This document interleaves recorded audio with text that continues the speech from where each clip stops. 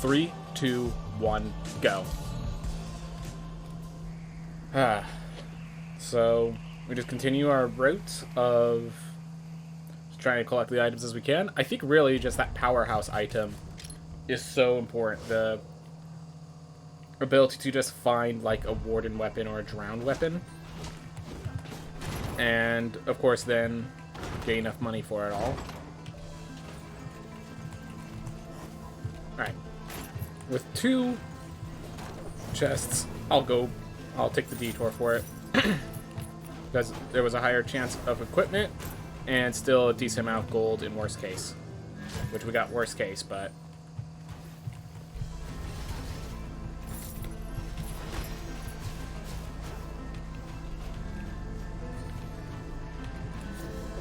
110 resolve.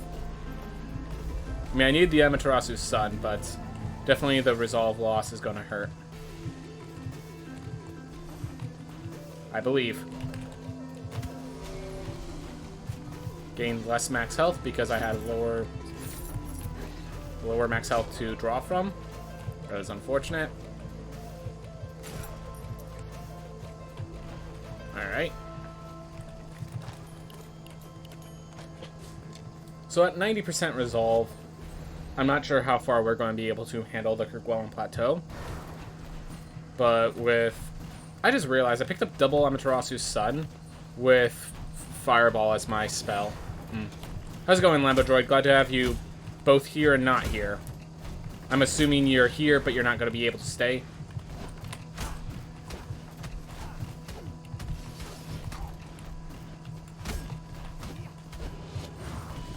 We'll have a stream open, but I have stuff to do outside. Alright, well, glad to have Lil Lurk. Thank you for that.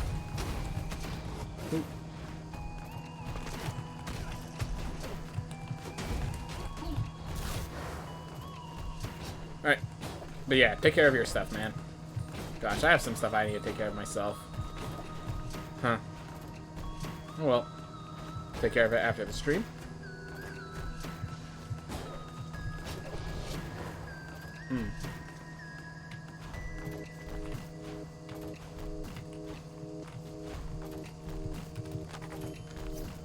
We have no mana, but we're not gonna...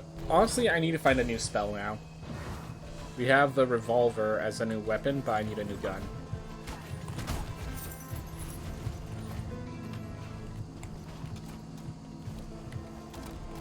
Not high enough. I'd have to damage boost to get up, and we got our heal before we face Lamek.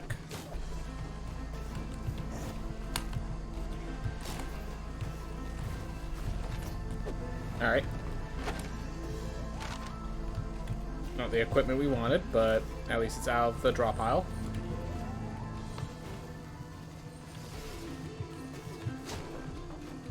Alright, found book. Found Access Sticky and Steady. I made sure to beat the new con this weekend so I can watch again. Glad to have it. Yeah, these speedruns have been so much harder.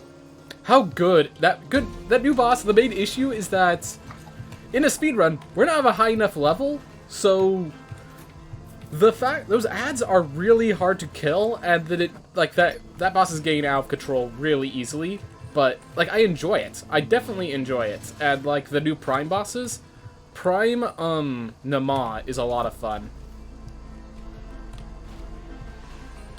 Yeah, I realized that afterwards.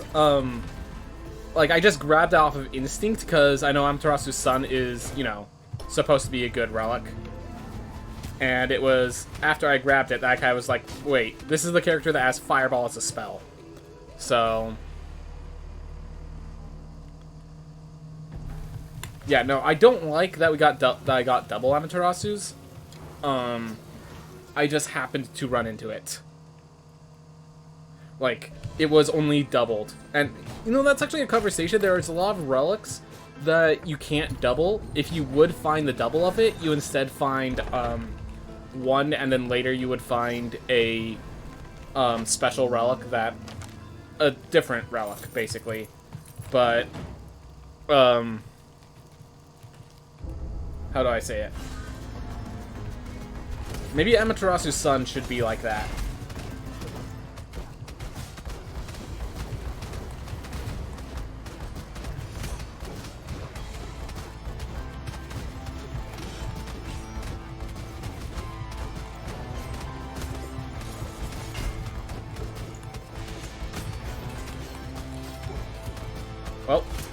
That was foolish of me, but... I mean, foolishness is just part of this run right now because we're still... So in case you're wondering, Connor Conkers, we are changing the route of this run quite a bit because the new boss has basically forced us to have to level up a bit before we can actually face it. We can't... Like, level 1 runs have just not been feasible, and level 1 is basically how we've been doing all our world records, so... Have to really change the speedrun a bit. I might intentionally die after getting Lamek, like that is actually a consideration. I'm gonna decline, but that is actually a consideration, yes.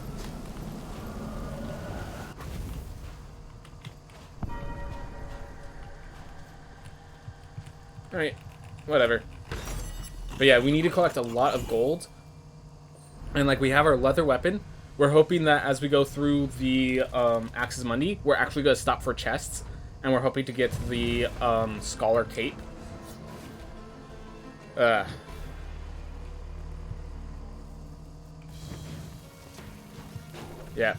As good as new bosses casually, I can't imagine what a nightmare is for speedrunning. Yeah, it's just that it's completely new to us, so we have to, you know, learn it from scratch. And... we don't, you know, you spend 200 hours on a game, and then the game grows. And it's like, you're expected to be good at all of it, and there's just that part at the end where you don't know what you're doing, really. And, like, I think it's like, as long as you accept that you don't know what you're doing and you're learning it as you go, it's good. But, you know, people are here to see mastery, and so failing at it hurts, like, somewhat emotionally, you know? I do enjoy it. Like, I'm sure I think I said this at the beginning, that if this causes, if this edition causes the run to have, to actually involve leveling, I'm actually really happy that this is here. But, like, until we reroute it and find the new route with leveling involved, it's quite the hassle. So, end result is I'm going to enjoy it, but the process of getting to that point where I enjoy it is a bit. How's it going, Destiny Bound? Glad to have you here. How many tries did it take you to beat Tubal, if I may ask, Connor? Because, like, I know some people were saying it's... Well, also you played it after it got buffed. So originally, Tubal was easier.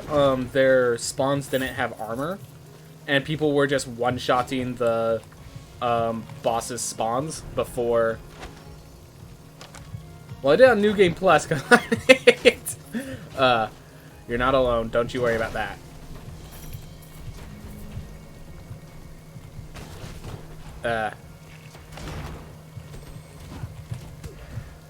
That hurt.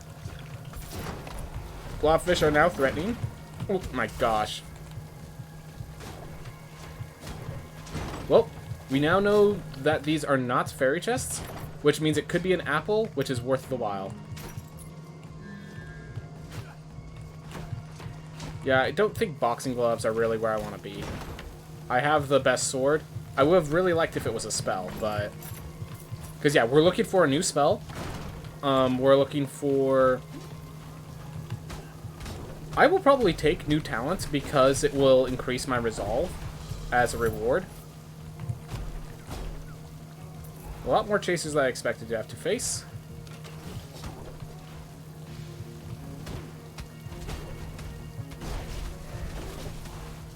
Alright.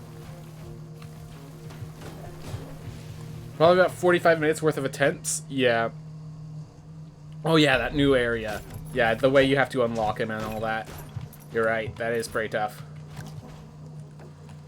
Alright, well we have enough gold to unlock Architect and to go for the leveling route. Because I think we're going with the leveling route until we get some real consistency.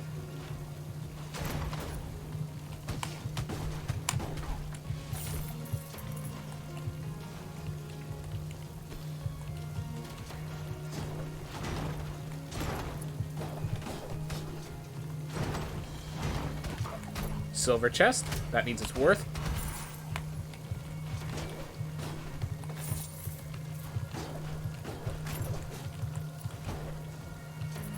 Alright, we're at 3,000 gold. That's a pretty good number. I was hoping to skip one. Alright, this is just the fairy chest, so we ignore.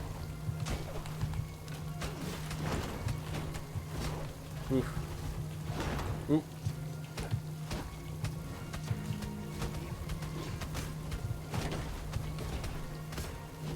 Alright, regular chest, ignore.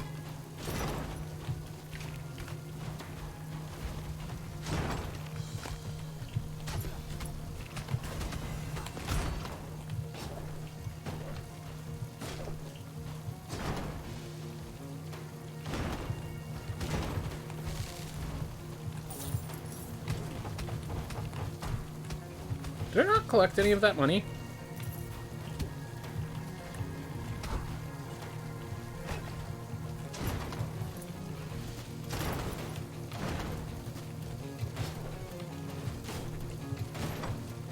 I'm going for it. As I said, a new spell's good. Like, most things are good.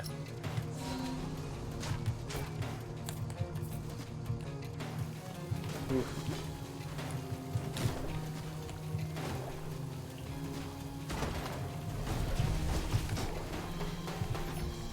Awesome.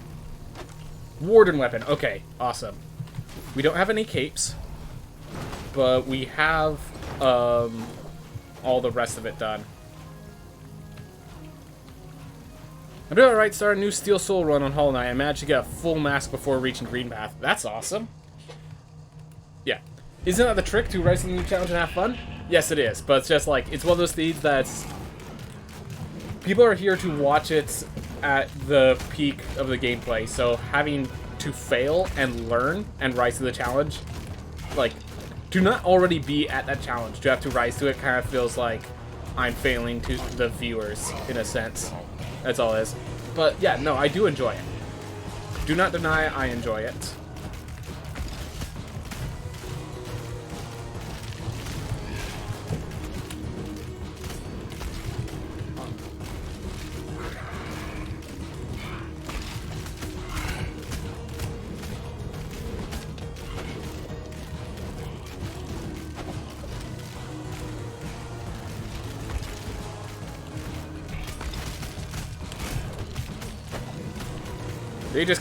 They just lined up in a bad way both times.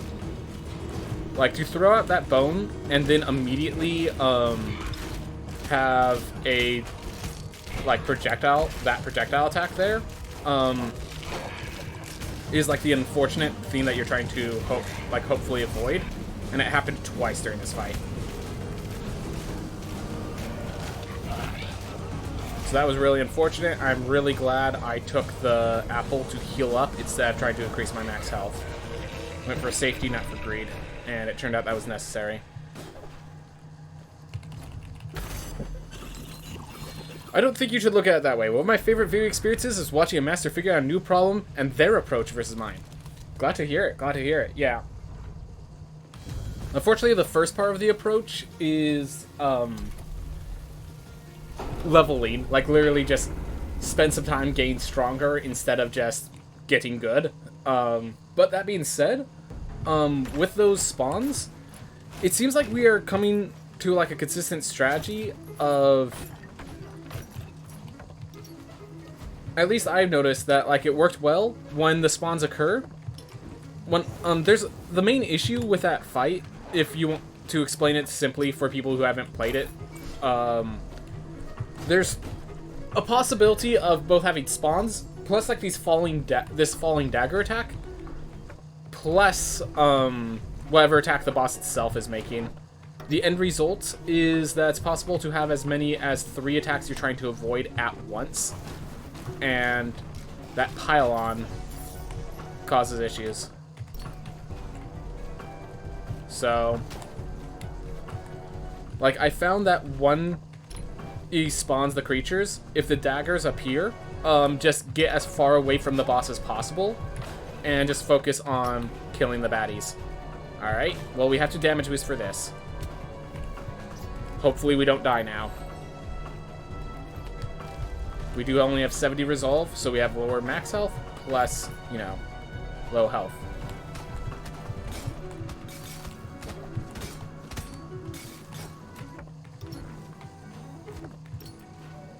If I could find the maw and pop open that door before I die, that'd be nice. Not the damage boost I wanted, but damage boost nonetheless. Didn't see the skeleton until I was already too late. Alright. Let's get someone with good money trait. Alright.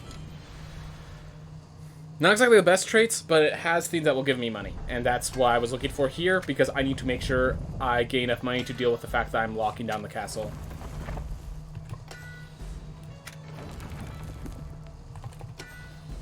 Oh yeah, by the way, we've been doing this, adding the Sage Totem, to basically act as some free equip-ups.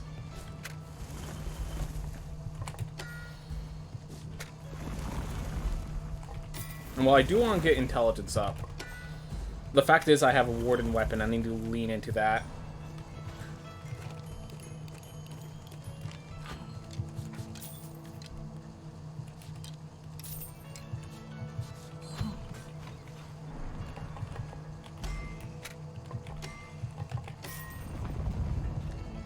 Alright.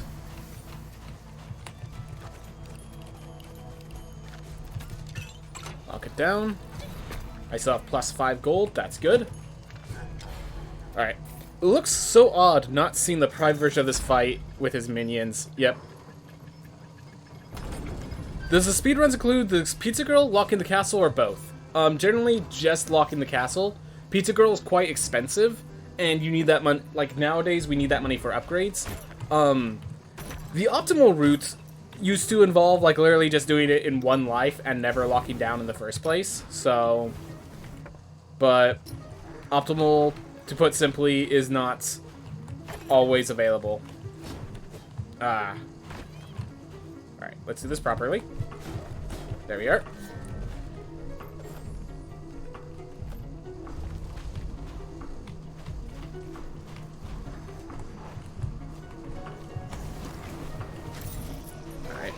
Got some damage. Yep. Ooh.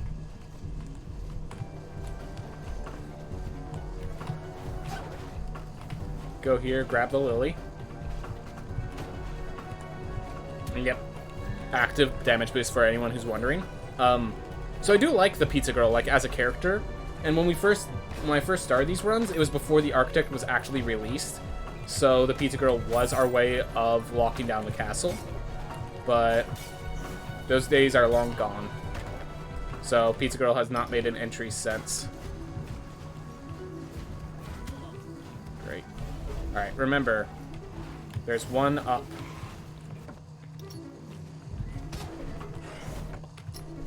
Found the other lily. Alright.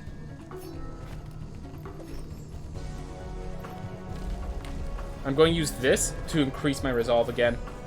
I do lose my shield. Oh my gosh, I just realized how bad it is losing my shield for the boss of Battle Face. I literally just did that kind of because it made sense, not because it was, like, actively correct. And I feel I'm about to get punished for it. But having the resolve back is nice.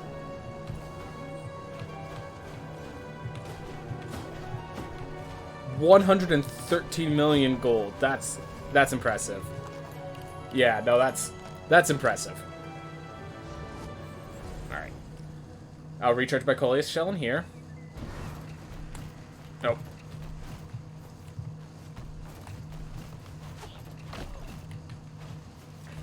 Or I'll charge up the Coleus shell in here. Shout should work well in this fight in these fights specifically.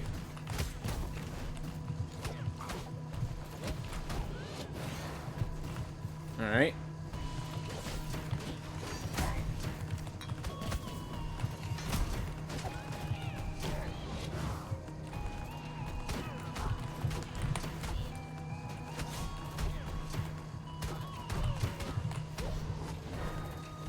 Ooh.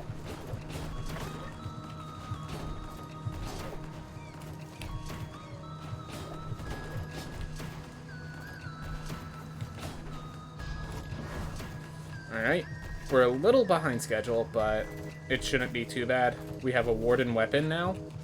We're gaining experience. We have a lot of resources for this next fight, should we get to Nama, which does, of course, involve finding Nama, which is going to be a bit of a challenge. Alright.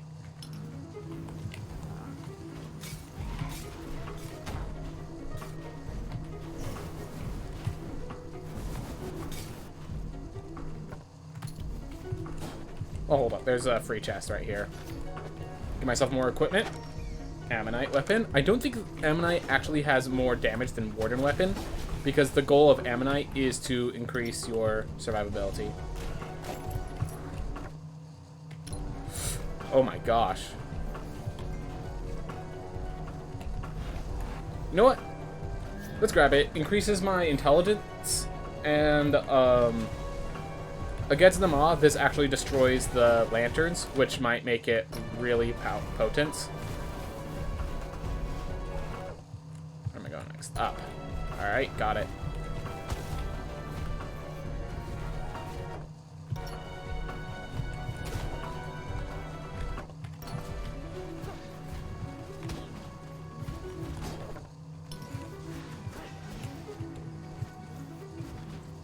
There we are.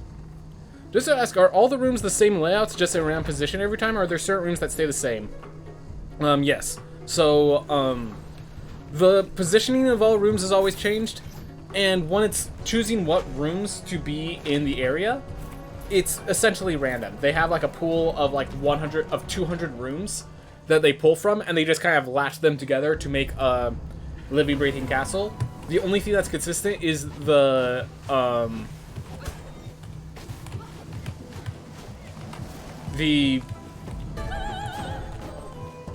trying to think of the name of it. All these special rooms, like the boss room is always in there, of course.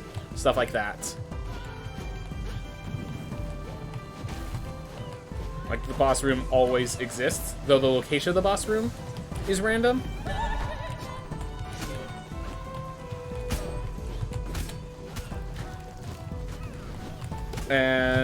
But you know, Nama is always in the room. Far Shores is always there. That sort of stuff. But the exact locations are random, as well as the rooms connecting them. They're like, for example, a room I might see in one life,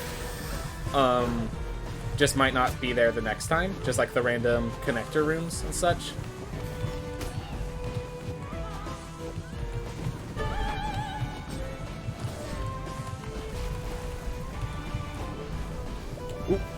Don't have Shadow Dash for this fight, because I fought it early. Like we have to now.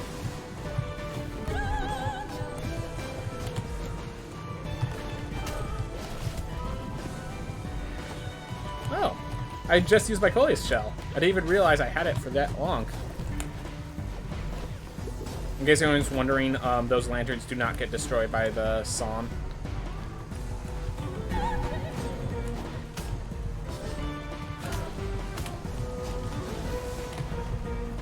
Which is why I'm not using the Son on it.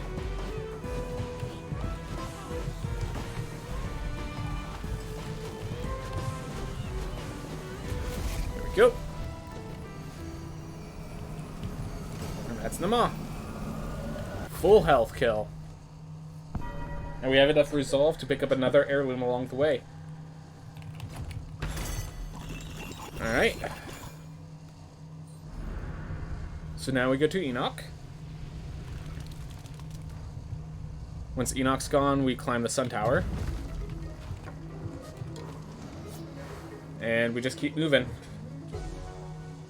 And yes, if we manage to die before getting up the Sun Tower, we will just reset because the teleport doesn't help, and we need the gold gain for the way the route has changed.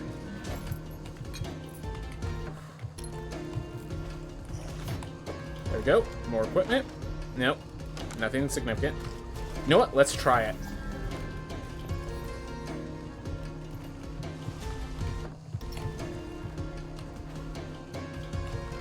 Not much of a night anymore, but hopefully it's the decision is positive.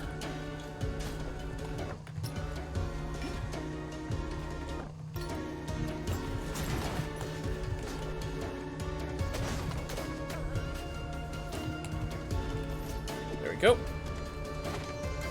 Night with Saber Bar Shout. Also, we changed our spell. Like, we are not a knight in any sense of the mean. Or we're definitely not the person we started out as. We had a whole face change. We just had one of those faces, you know? When you're growing up, you just have one of those faces. And we just had it today. That's all.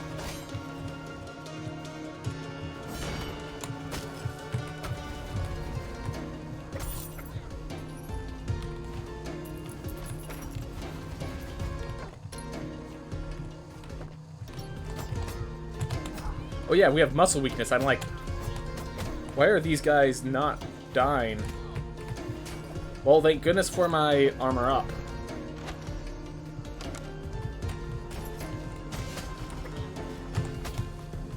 We're not staying for it. We literally did that kill for the experience. Come on. There we are. I mean, this is a easy route. We could find the teleport here. Nope. Whew.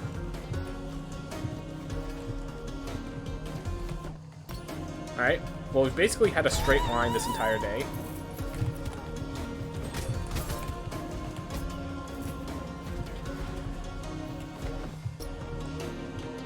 I want to believe. Oh! Found it. Awesome. I get to believe.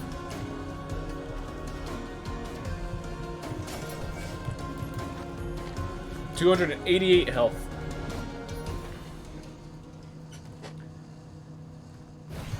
What do I think of the Bard class overall? So I've only been able to play it in my New Game Plus X. It's definitely a strange class. Like, it's definitely, I love the idea of it, like, making the music notes and kicking off of them and all that. My problem is I just wish the attack did more than just make more... Like, I wish that making the music notes was part of the attack. Kind of like how, Mana Leash is part of the mage's attack. Like, I wish that when you first launched the music note, it actually did some good knockback or damage or something like that. Then, because if it did that, then I'd say the class is absolutely insane. Because, like, I'm suggesting this, under the recognition that it deals way too much damage. So they would have to nerf the damage as well if they did that.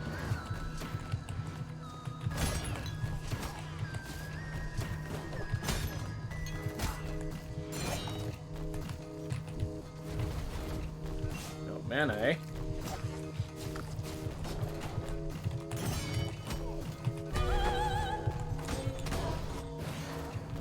Oof. Because, like, it's a very strong class. The damage output of the Bard is pretty amazing. And this talent is an amazing talent. There's a reason I took it, even though I had a shield. In addition to the resolve increase, but... the base attack is just really weird. Hard to use. Do you think someone could make a tool-assisted speedrun, or would this game be too randomized for it? We would have to know how to set our own seeds, which, as far as I know, is not a thing that exists.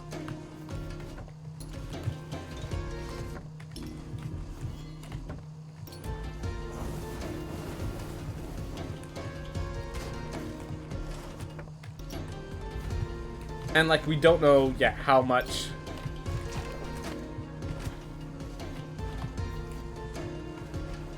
Ooh. How much of this is actually controlled by the seed. Like, if the order of attacks, like, we don't know if that's going to alter when we change the seeds and such.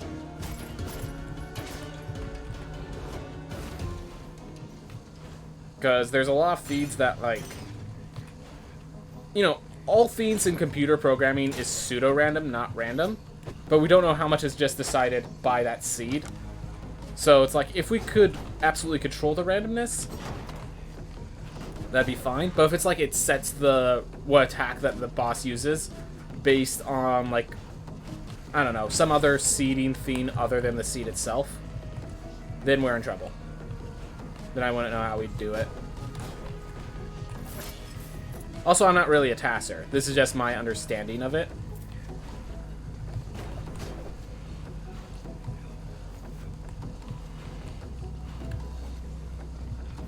Doing that. Ooh.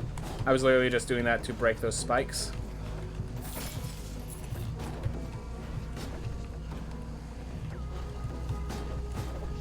Oh wait, I have this.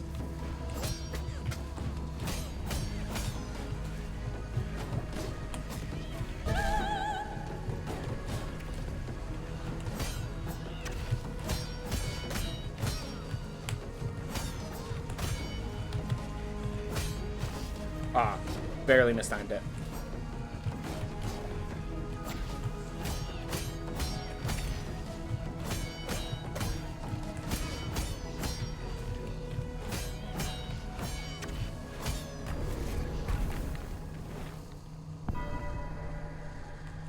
I feel like it could work against the bosses, but maybe not the worlds themselves.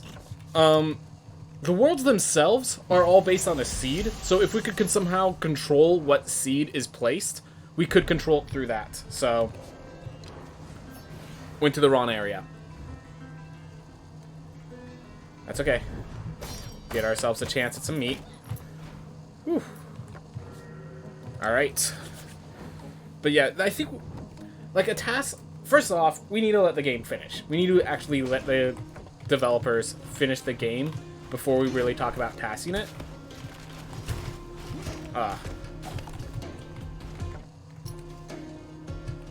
It's so fast it didn't even show how much health I healed from it. There we go.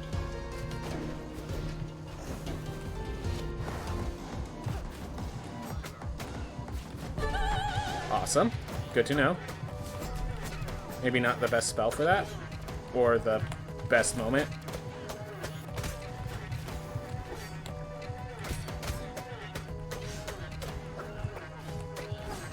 At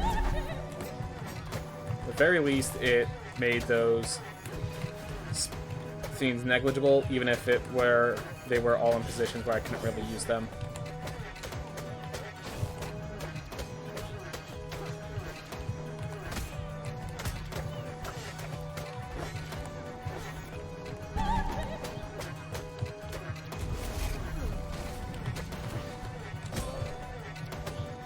Yeah, okay, so a crit off of the kick is not as much as a single attack here. So yeah, we're just gonna keep swinging because we have such strength and not any intelligence buffs. Not even a cape. It would have to be more of an AI plane, I think. Would have to be pretty good AI, I think, too, though. That's kind of what TAS is. Like, if the variants can be controlled, TAS can do it. It's just a question of to what extent can the variants be controlled, and we don't really have access to that right now. So I'm just gonna wait for the game to get fully released before I consider it. Sure.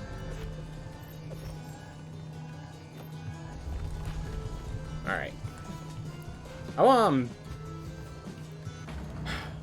I was thinking about whether or not I want to take book before or after how confident I am that I kill this boss with my amount of health right now. And my answer was, with all these projectiles, I'm pretty confident that I can kill the boss. Like, I'm pretty sure it got easier by picking this talent.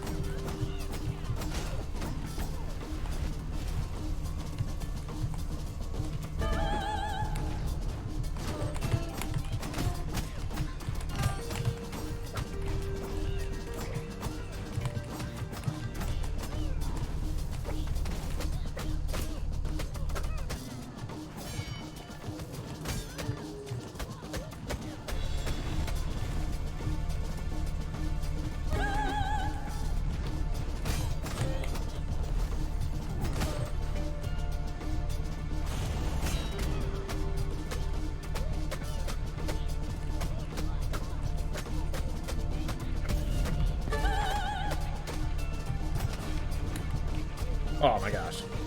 Well, we now know we could survive an additional hit and not be dead yet. Which feels good to know.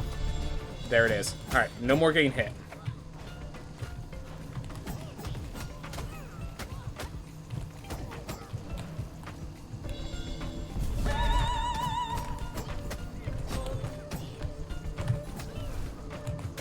Okay, get out of here. Whew.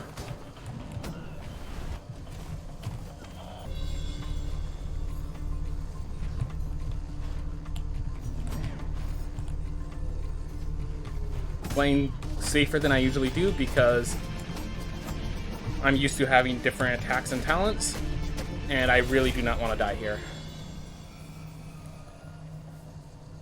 I'm sure, I believe Murmur has a tiny bit of lore, not sure. Yeah, okay.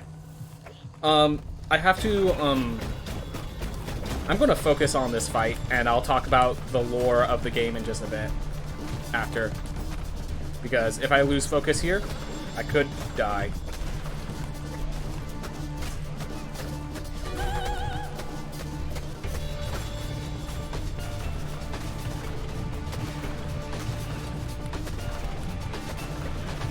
We're just playing it extra safe. Woo.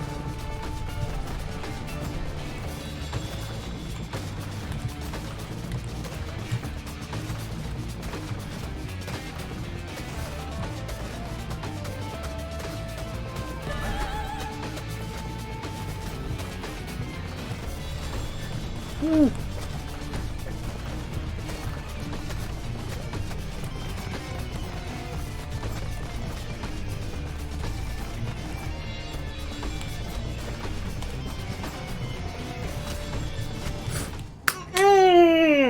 And this is why I wanted to maintain focus.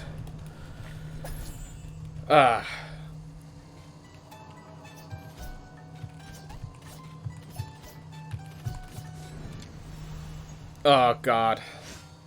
So, I have to do that entire fight over again? I'm getting so much less gold in the process. So, it's the combination of the two that makes that so daunting. So, I literally, like, instead of getting plus 5 gold, I'm getting minus 38 gold. Instead of getting plus 5%, it's plus 38%. In addition, I have to do that fight again. From the start.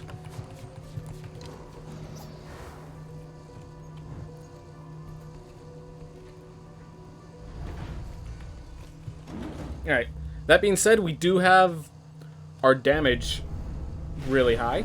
We have Warden Weapon plus,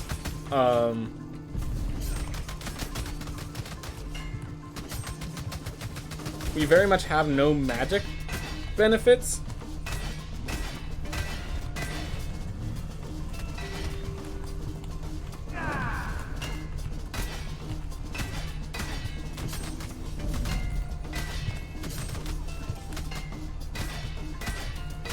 Yeah.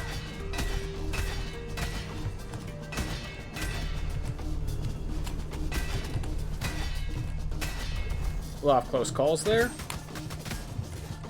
A lot closer than I like it to be.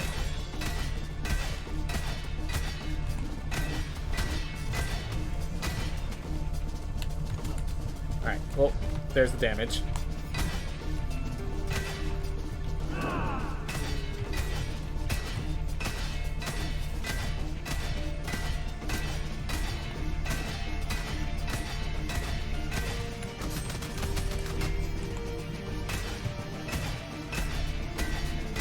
Got a little lucky with the attacks. Lucky enough, at the very least. Let's just speak of the player that gets 4 grave bells. I think it caps off at 3. Unfortunately.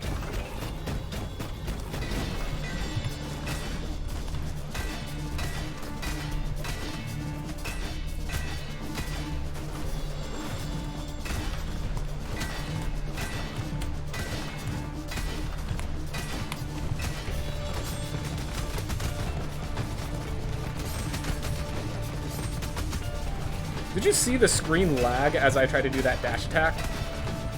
Yep. On this attack, so yeah, I will say that. I really like that because of the way that the the changes have actually made the Barbarian worth considering in this run again, which I really appreciate. Even though they haven't helped with the issue with gain mana back, they just... the crits on the swings are extremely impactful. And then, yeah, chonk, chonk, chonk, chonk, as you're saying. Anxiety is so real. No, I could have survived a hit or two more. Like, I was actually in a good spot there. Alright. And we're actually going to just pick up the book now. I'd like to get up to the tower. Yeah, it just looked hecka low. Yeah, I have CIP, so I can't actually see my health. I just know I only took 1 or 2 hits. So, I'm pretty healthy. Add in that I actually have a lot of health ups. Like, more health ups than usual. Plus, I'm a Barbarian who has higher vitality. Like, their new ability is passive plus 20%. Why did it pause? I did not pause it. And that meant I missed my cycle because I was unprepared. Oh well. Whew. But yeah. Definitely compared to the last fight.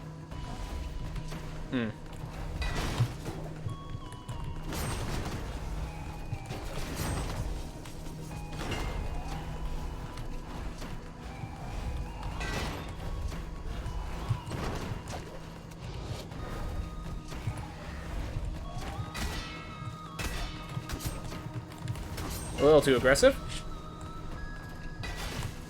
Okay. So because of how long it takes to kill them, it's actually better to do that. To actually attack. Because they made the spikes deal less damage, which means those guys last longer.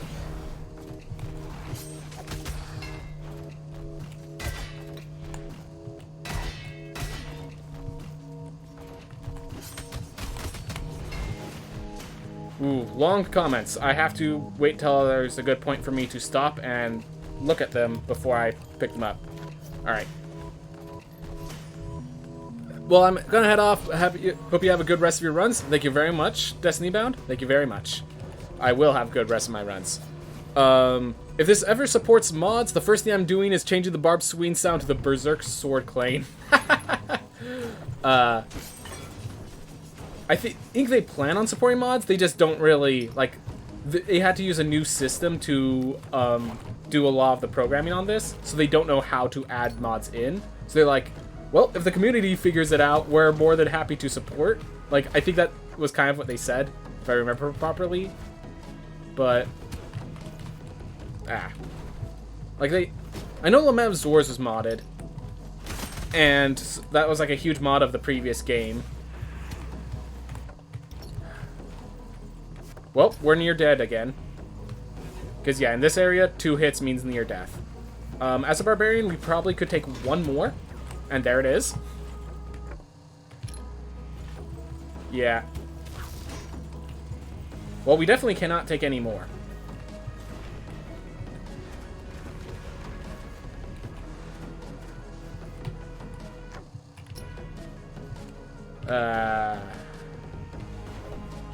Big scary room.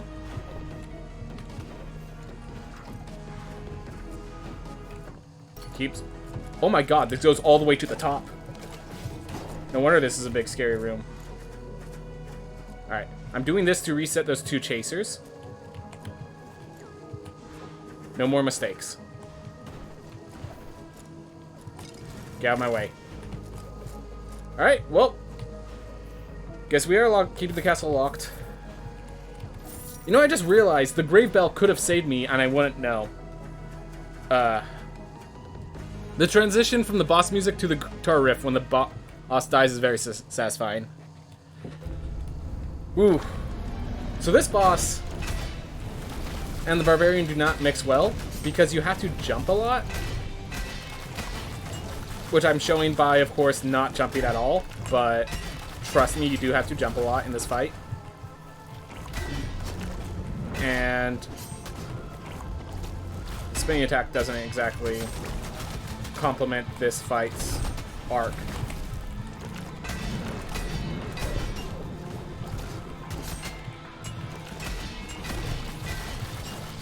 Oop.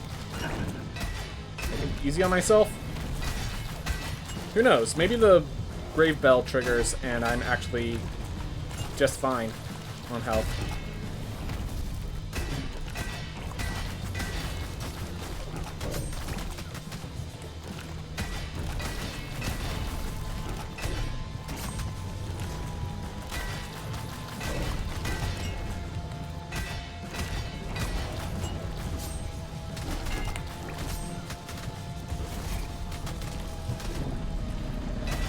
Alright.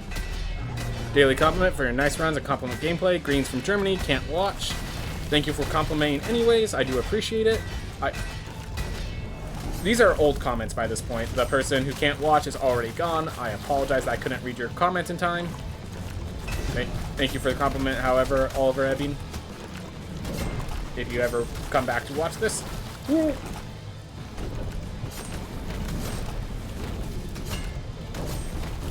Ooh.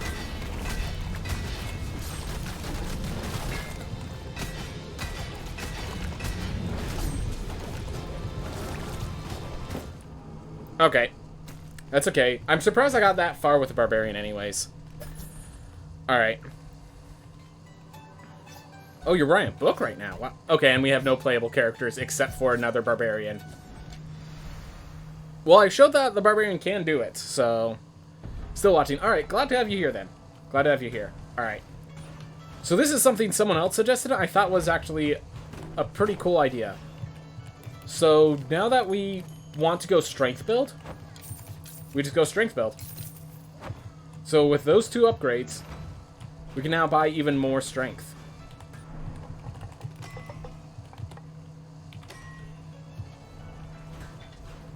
Alright. 330 health. Still a very good fight, even though it... Yeah, unfortunately. Everything supports mods if you're clever enough. That is true. That is true. And then, yeah. Lament of Zors was an awesome mod. It definitely, for the people that want to go into New Game Plus Infinity with that game, it was great that it just, like, rebalanced it to all be proper with that. Once I got to, like, New Game Plus 4 and I unlocked the trader, I was basically done.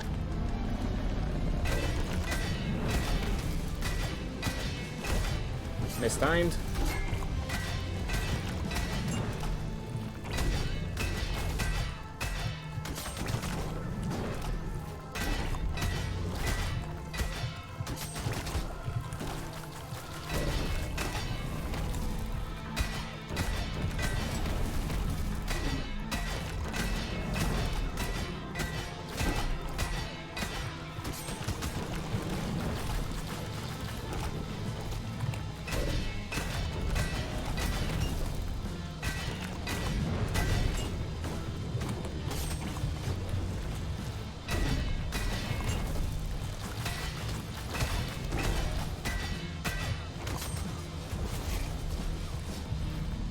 I found a way to make the Barbarian work, it seems.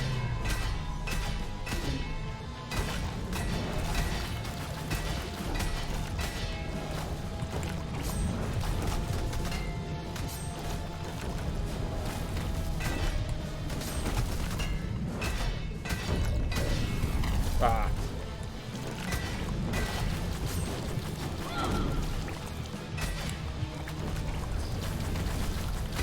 Oh yeah, they reduced the damage.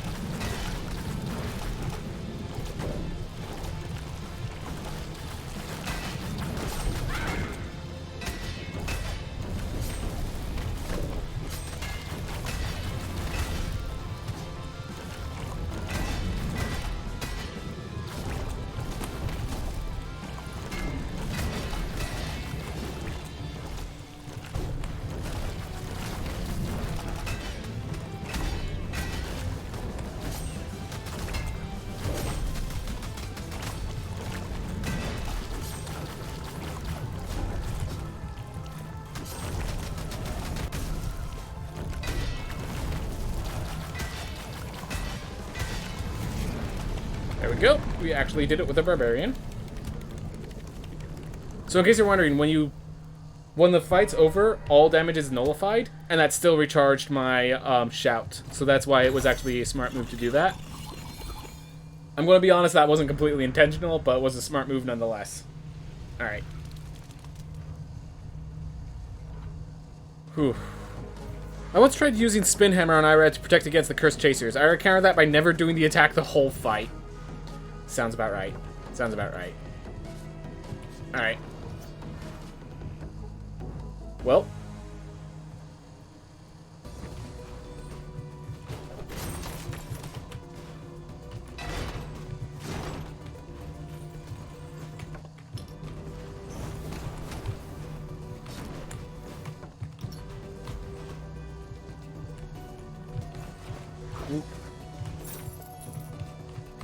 Not much point in the gold. Honestly, could just kill this character and have it be net positive, but this character could also find a key and end up being worth the investment. So we're going to lean on the second possibility. Alright. So yeah, with this phase, we actually do, we're actually happy resetting to get new routes for this area, because we need to make sure we have the keys and the unlocks for the keys. We want to have the fights nearby us. So like, we have a fight nearby us there, but we have the wrong key. So this is one of the ones we want to keep because we have a fight right there.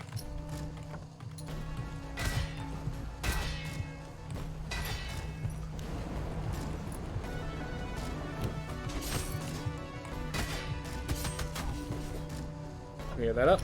Wow. Alright.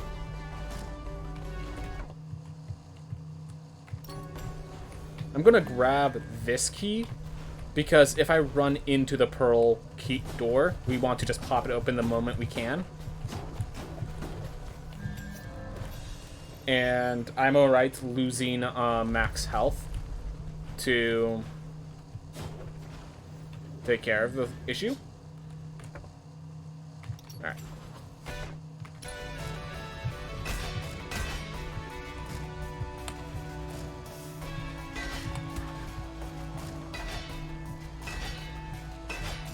There we go. That's what I was looking for. Just turn that on.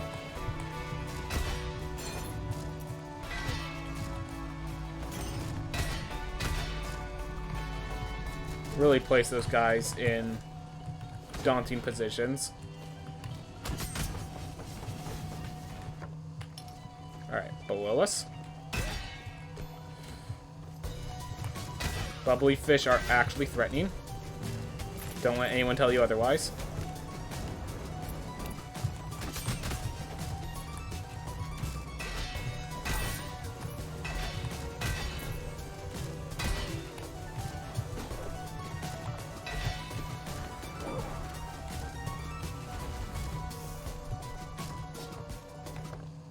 Alright, but all three below us.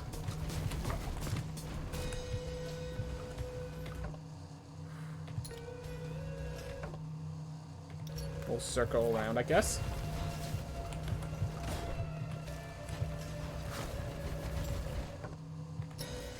Or not.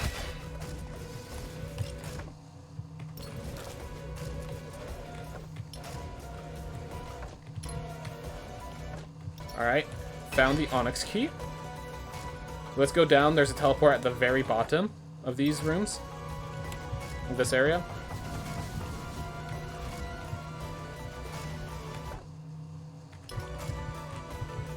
So if we can reach that teleport.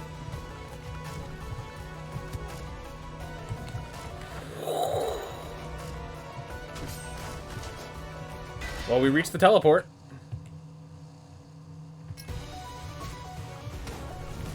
Which means we keep this castle locked until we pop open the doors and kill the black key bosses.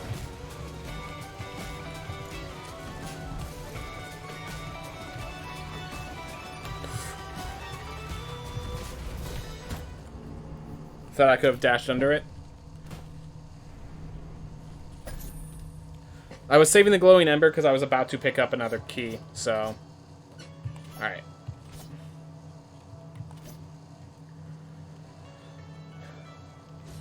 We'll try it. It has a lot of health. Could open up the door if nothing else.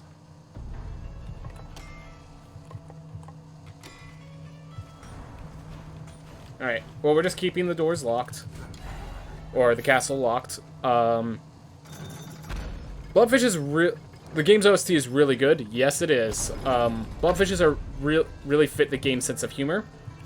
I can see it, yeah. And then, of course, the big eyes on the fact that glowing ember is available. Unfortunately, we still need to grab the keys, so I want to save my resolve for that. Just did that, thought, I'm not really sure how I'm avoiding this damage, so let's just avoid it. No need to take needless damage, as the name needless damage implies. That was needless damage, though. There was no need to take it, and I did. Alright.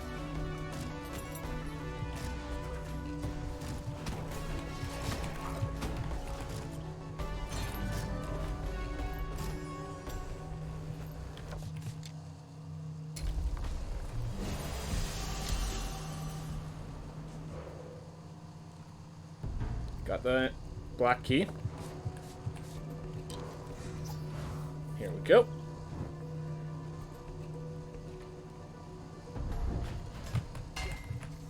There we are.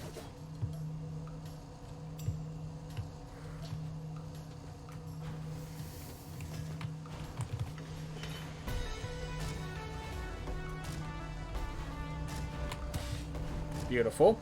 Yeah. Let's try to get those other key doors opened.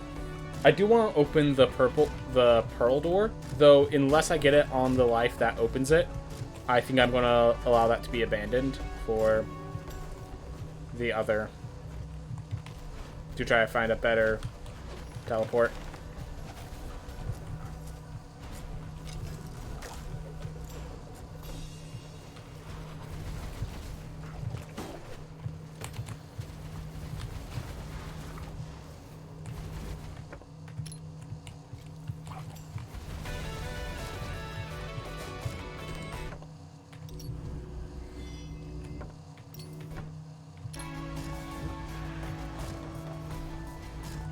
Alright, here's the cellar. And I just realized I left behind the pearl key. I never grabbed the pearl key! Oh my gosh. So this was actually me wasting my time. Because the pearl key is elsewhere, and until I grab it, there's no point coming here. Great.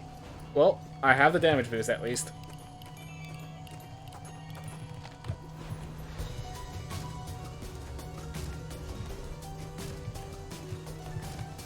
Get to see how daunting of a journey it is to the pearl door. Literally next room. Can't believe I forgot to grab the pearl door. Alright. Are there any traits locked behind certain levels? I haven't seen this strike like an eagle one yet. If you're talking about... there are no traits locked behind levels. I'm assuming you're talking about aerodynamic. And it's not a very good trait, unfortunately. It's just anything that like messes with your control, with the way that the game controls, ends up being bad just because you like build in your own mental system of how to move around, you know?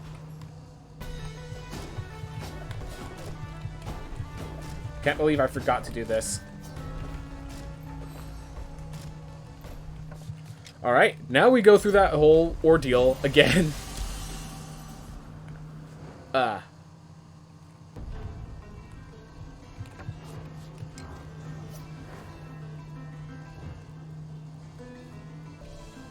Not the best, not gonna be the best run, but it will be a complete run.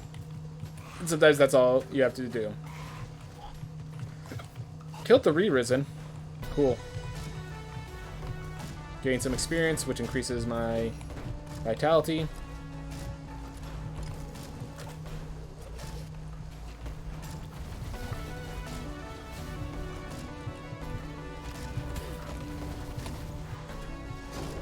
Alright, use that to reset.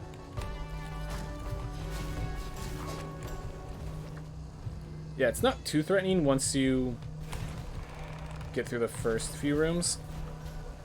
There we are. Alright, we get one shot with this Barbarian, which isn't even the best class for this, but... well.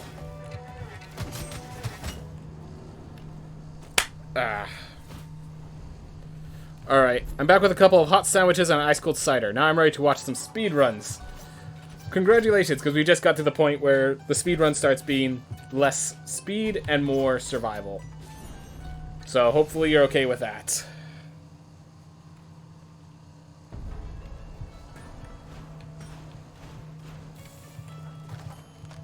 So the first thing we're going to do is, now that we have popped open both keys, I wonder if they release the game's OST once the game's completed. I have no idea. But yeah. So anyways, we just unlocked all the key doors. So now we have to actually beat the mini-bosses behind the key doors, and the game's getting a little laggy there.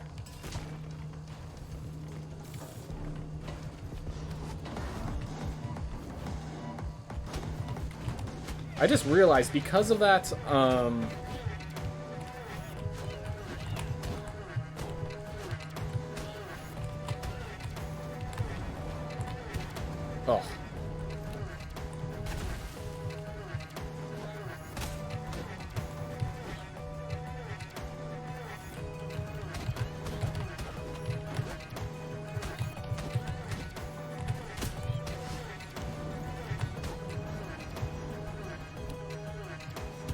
Oh my gosh. High jumps just gain a little higher than I expect. Oh well. But yeah, because we have those Assassin's Blades, well, I don't think it's the best against Gaigis, or these two. If I find like a archer with hypercoagulation, or some like trait that's really good, but they're an archer, you know?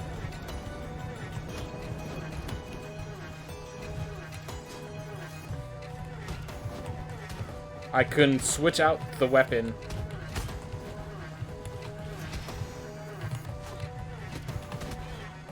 Whew.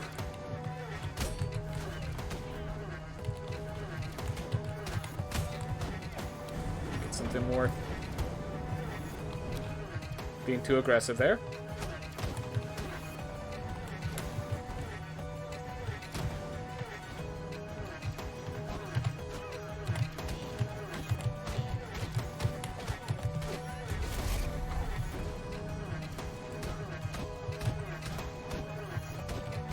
Alright, just don't be stupid. Alright, he's going from the top. Let's just stay down.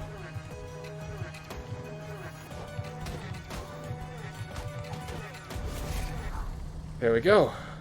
Alright.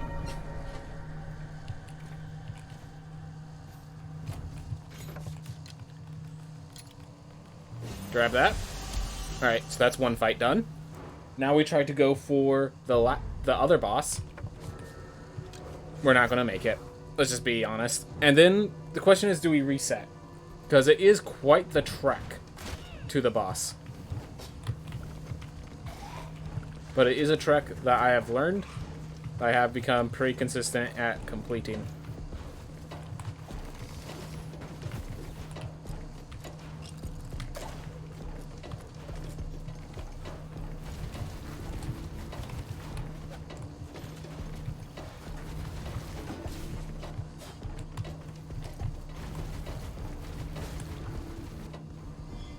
Yeah, I think this is a safe enough trek that I can just keep this. Not that this meat helps much, but good to know I have a free meat along the way, should it ever matter. Now let's beat this boss without taking a single hit.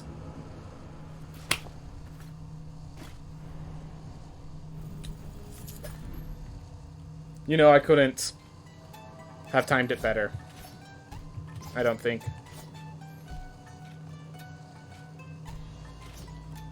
Alright, we're gonna take advantage of that thing that I found.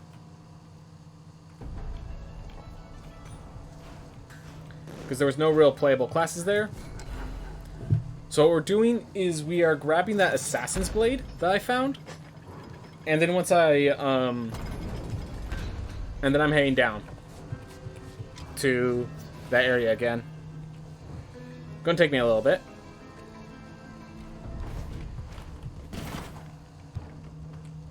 Because I have to go through here. Grab this.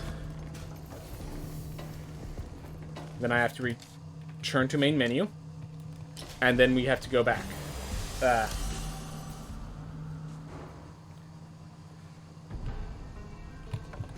Because here's the thing, we can't actually go climb upstairs to use that teleport to come back. We actually have to come back this way.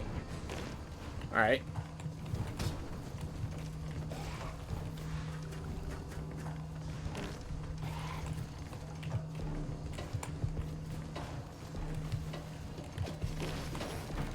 Ooh.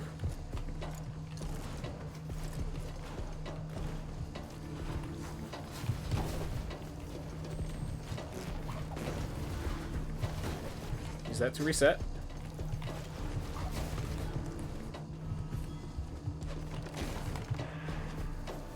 Those random farts could actually destroy the platforms from under me. Never even thought about that.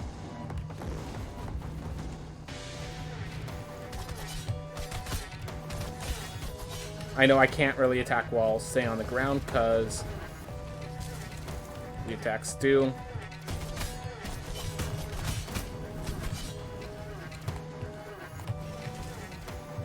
Actually destroy the platforms from beneath me. So a lot of ways I could randomly destroy the platforms beneath me.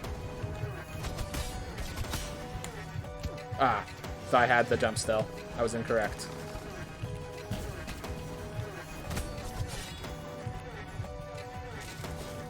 Hide under this.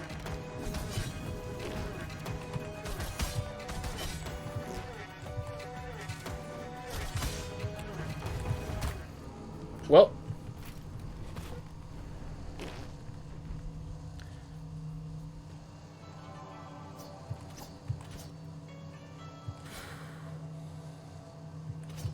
Don't like any of these, but if I'm going to choose one, it's going to be Chronic Fatigue Syndrome. Turns out you could get preferential treatment after IRAD now. Really?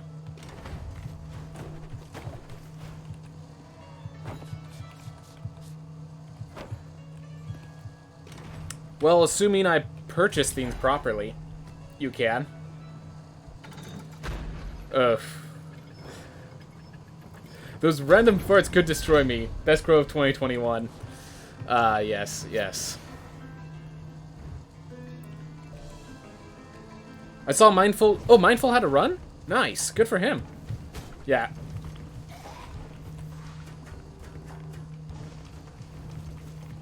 I'm assuming he... Yeah.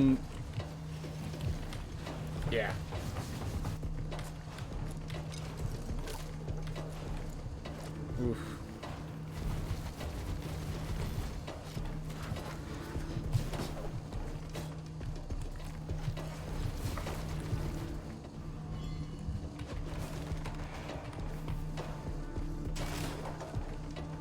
It was around 1 hour and 7 minutes. Nice.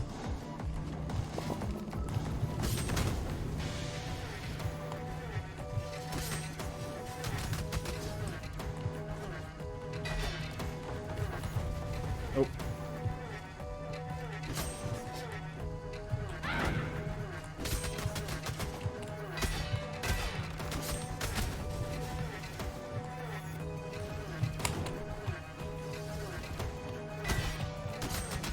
Yeah, Barbarian's not exactly the best class for these fights. Because of how it interacts with the platforms. Whew. Manage to manage.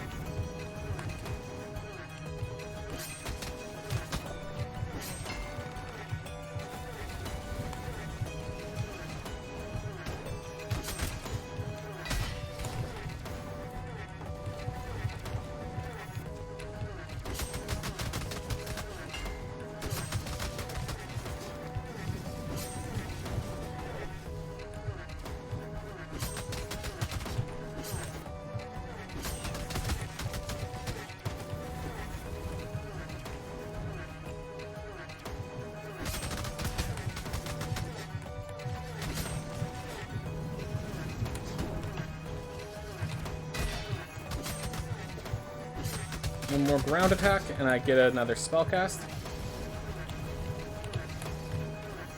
Whew.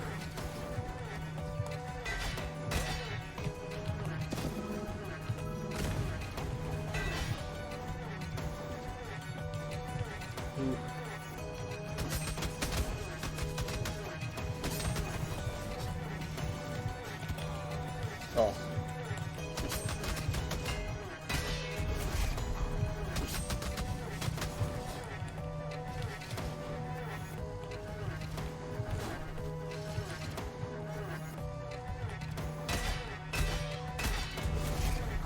There we are. By the way, Boxer is available at level 30, so it's a viable strat, but I spent several hours practicing Boxer, and I still think the Knight's better. Yep. Spin kick, cancel spin attack? Yep. No, that's... If it didn't, we'd have a lot of problems.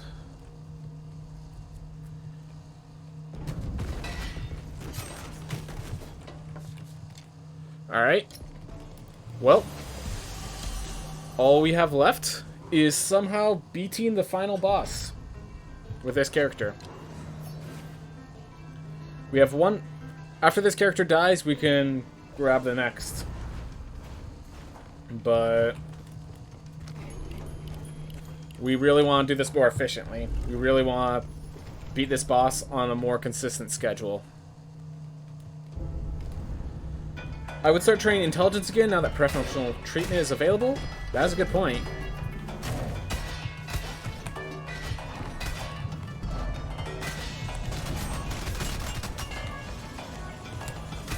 But yeah, so when he does this, when you have these two phases together at once, I find just get as much distance from the boss as you can.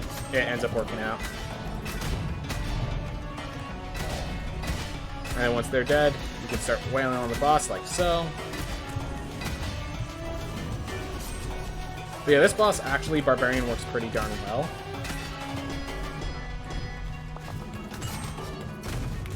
Because of the mix of high damage. Woo!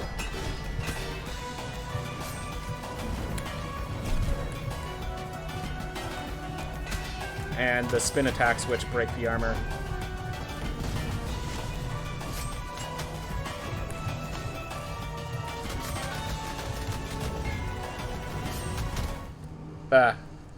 But you understand, like, there is quite the potential with the Barbarian in this fight.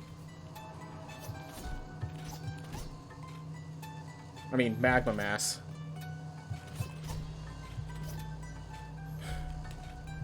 Lowered max health. I'm going to try the Knight because the emotional dysregularity is pretty nice. And, like, the Knight is still playable. It's like... It's just that the Barbarian, I think, is the best for this fight now. Back attacks could be an absolute nightmare. Ooh. But nonetheless, we finish it up. We just have one boss to go. Alright.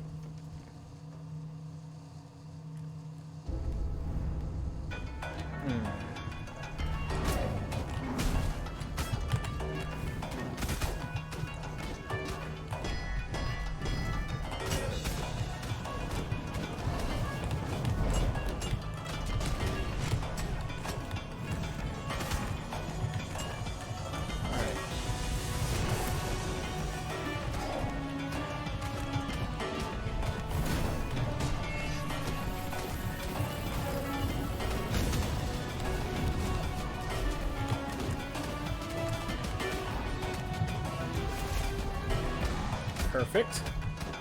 That's exactly what you want to see.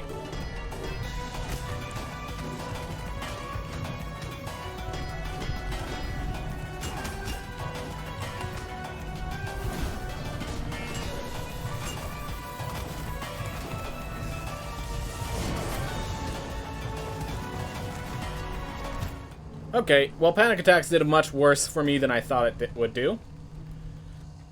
Oh well. Alright. Icarus Wings is gonna suck, but the rest of it looks good. Just gotta remember that I have Icarus wings.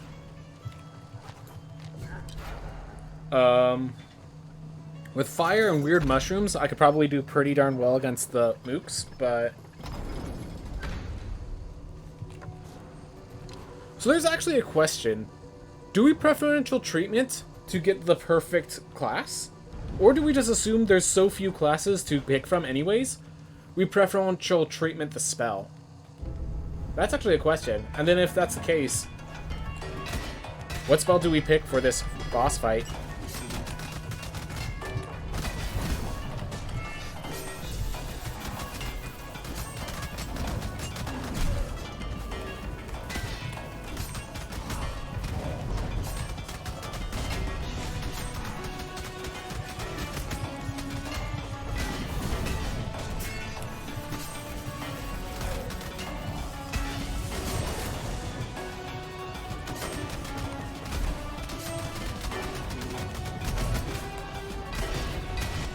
Trying to split you. There.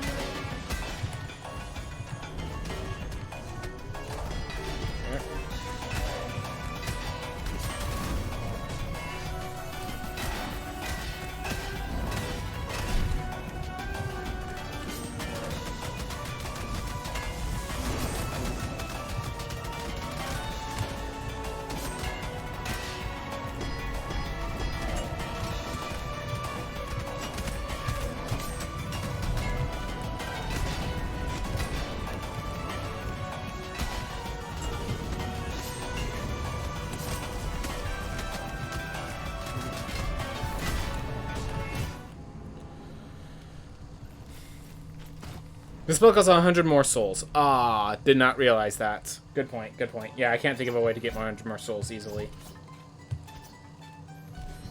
How does Gigantism feel in this fight? My guess is bad, but also gives me that extra reach to just arc attacks into every single enemy at once.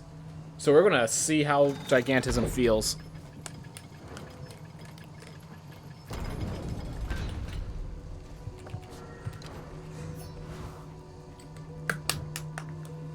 All right.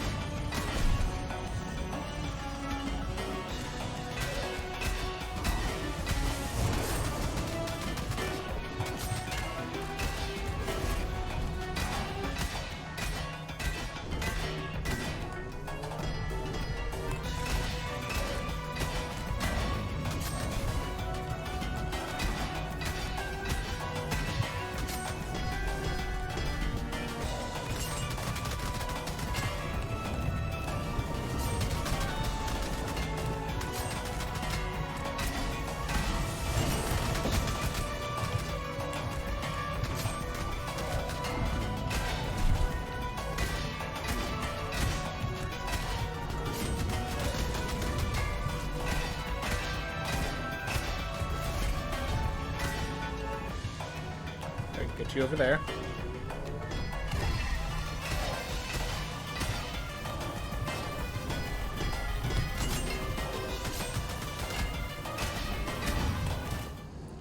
Darn ice particles.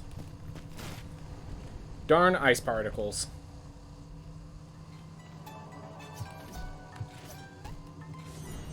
All of these are horrible. I think Algesia is worse. Yeah, the ice trail, and you can't even echo kick off of it. Like, there's nothing you can do with those ice trails once they appear there, unless you have a way to deflect small projectiles. It makes the bard stronger, because then you can sing, and all those ice projectiles become roses for you to bounce off of. But it's like, as a speedrunner, there's no way I could get all the way to bard. Like, as Ace Law just said, like, We just got to the point where we could add Pugilist to the run if we feel like it. That's about it.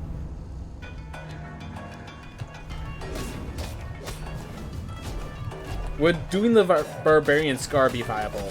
Heavy weapons? We'd have to... You get unlock heavy weapons over in Sisyphus, correct? So you actually have to go through Sisyphus first.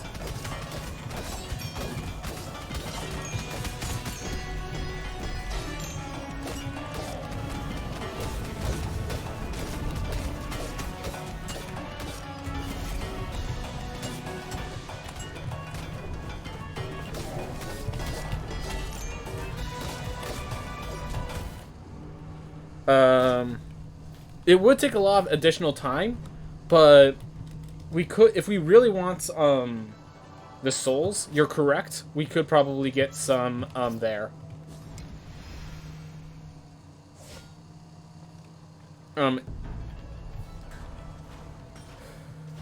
Let's see.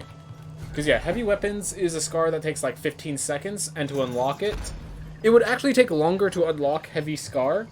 Heavy weapons scar than it would to complete heavy weapons scar. That is worth noting. That being said, that's not a bad idea. I think the heavy weapons scar gives you like 300 souls. If you beat it, if you get gold your first try.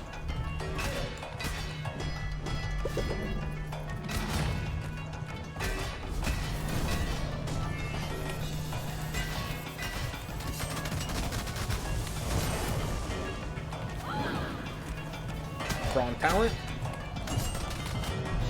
Alright. Muscle weakness actually hit.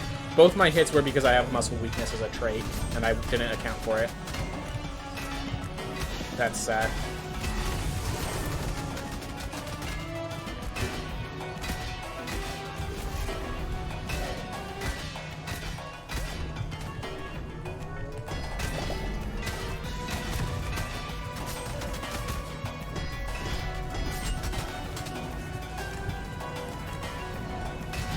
As few shields as possible, please. I'm sure you can do less than 2.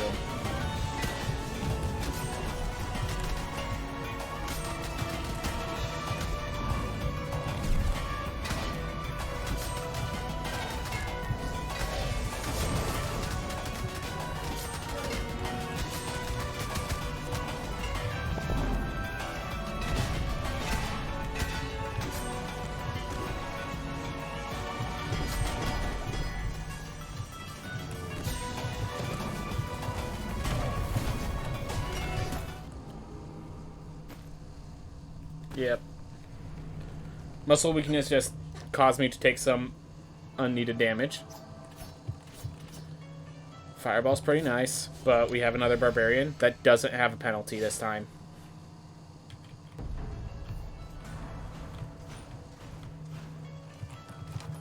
Alright. I do know I could do it with the Knight as well. So if I need to switch over to Knight, Knight has all the potential as well. But it's just basically Knights and Barbarians. Valkyries and Rangers are just grabbed because we're forced to grab it to get to our strength buff, to get to the other classes.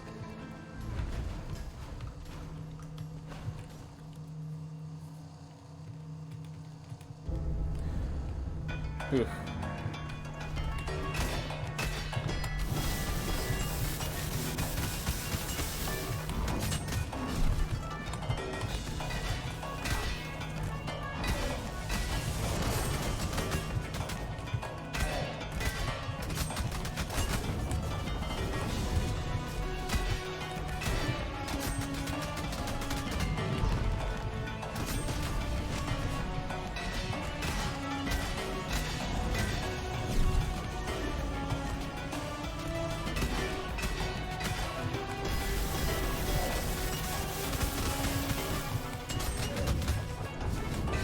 Ah, come on.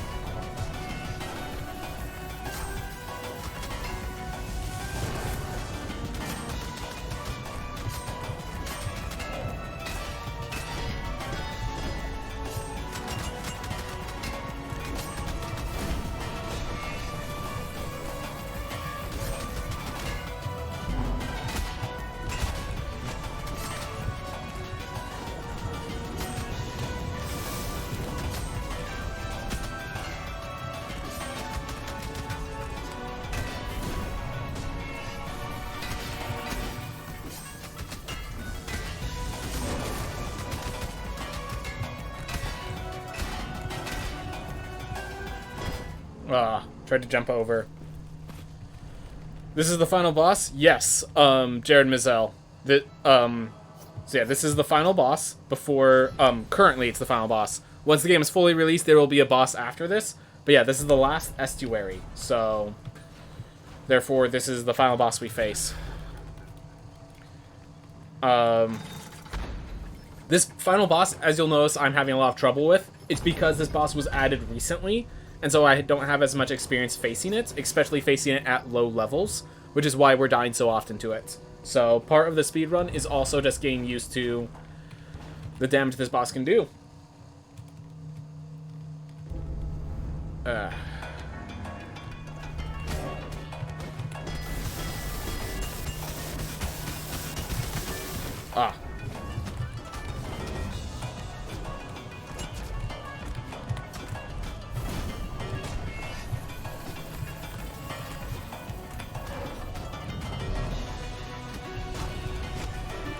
Where's the dagger? There you are.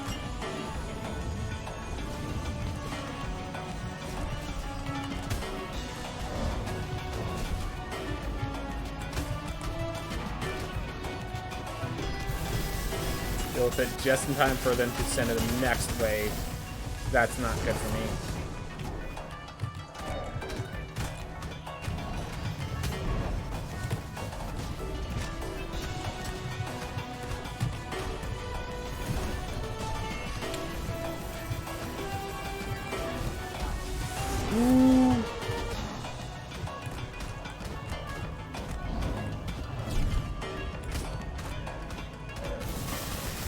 Come on.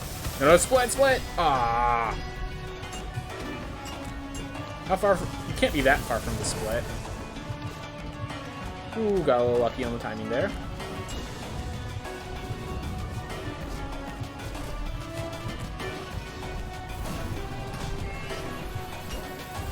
There's the split. Literally one attack away.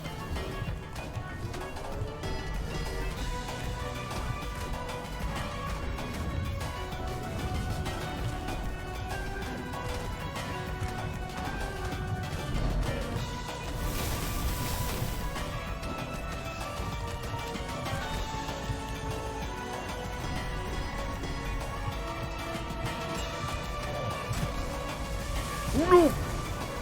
I couldn't get airborne in time after realizing it was the attack.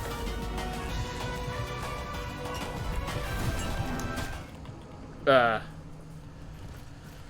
that I think about it, would the Fountain or Rogue Legacy 1 be a Estuary 2? It certainly has some similarities.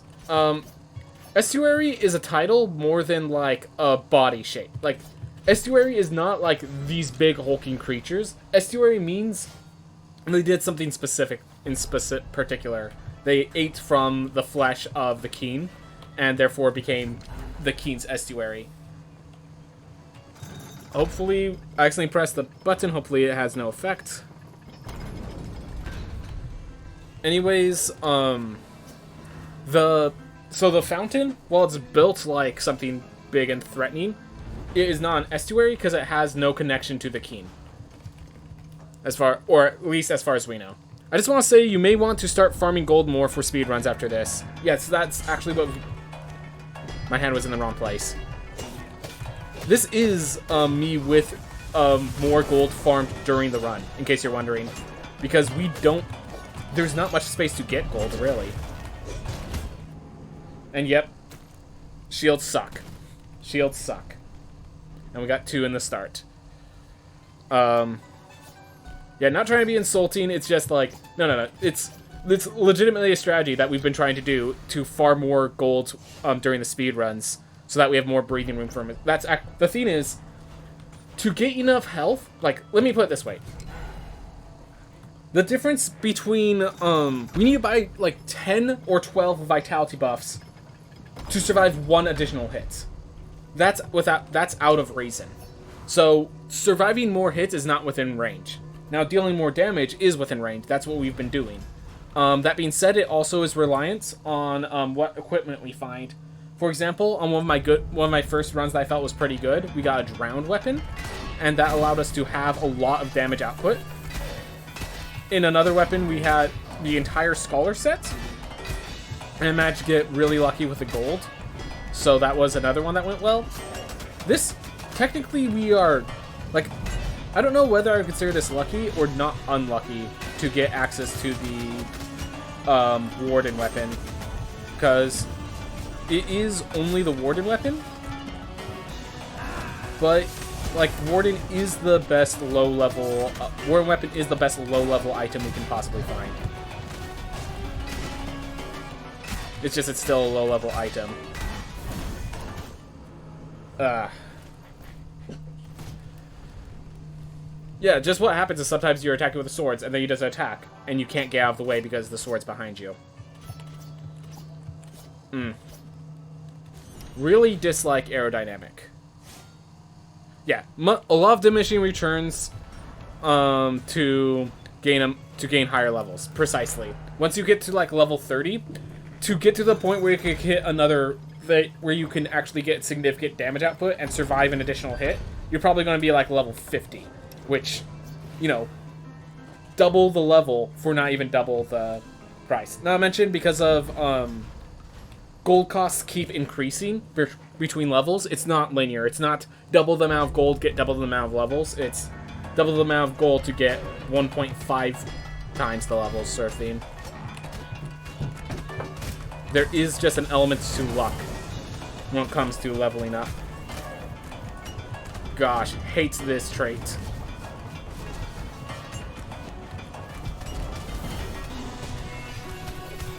Look at that! I didn't even get...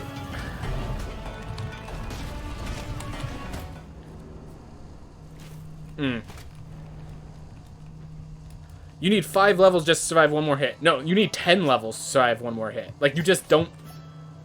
You don't survive one more hit with the position we're in.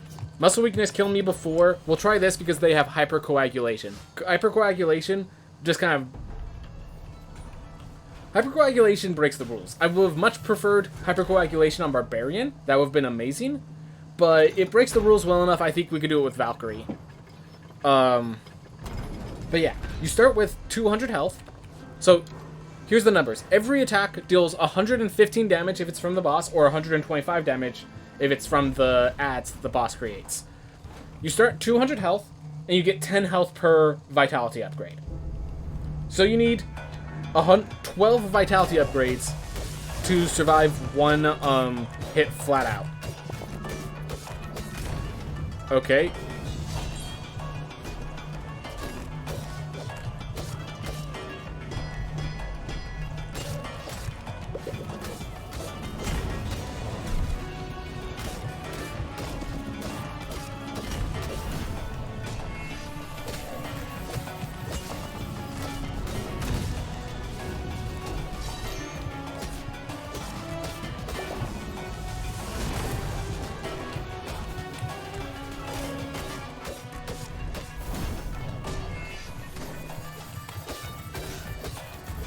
Go. Split there.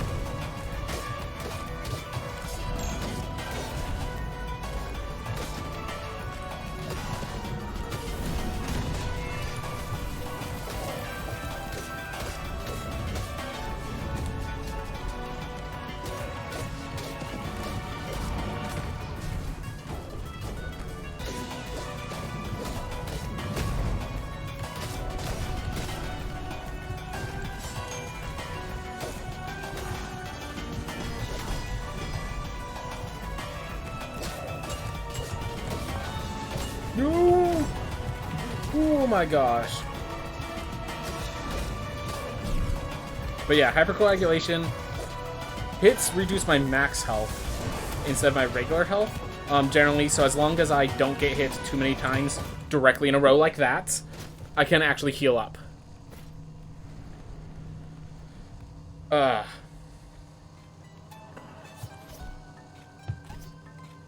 We're going to go with this one because Fungal Spread is useful for breaking the armor.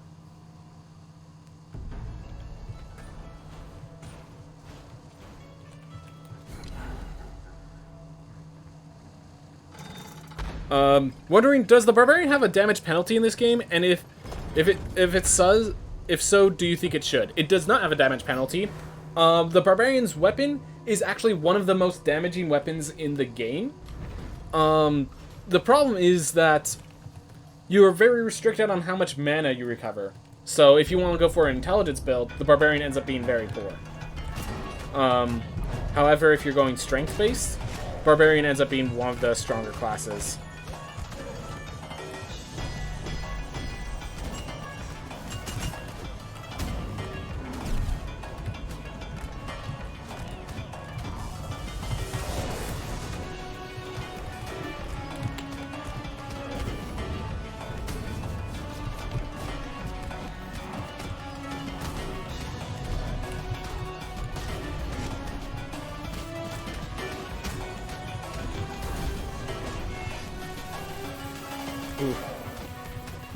So, like, the Barbarian, the Athena's their weapon is powerful, but slow in this game. Where in the previous game, the whole thing about the Barbarian is they just had low damage, but lower, like, high health. This one, yeah.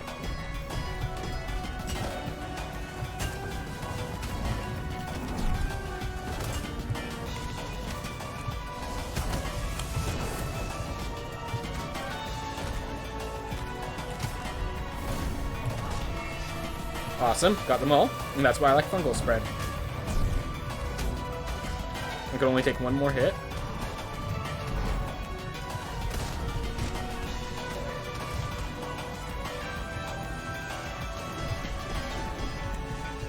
Oh my gosh.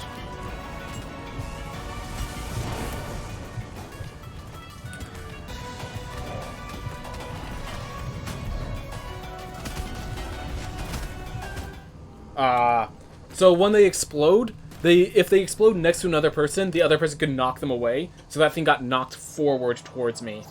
And that's what cost it. Day preferential treatment is going to save a lot of time and headaches. Yep, unfortunately we don't have it. I didn't realize preferential treatment could be acquired. And therefore... I wonder if Prime Tubal's entrance will still be inside the dragon. I guess being tracked isn't exactly in your prime.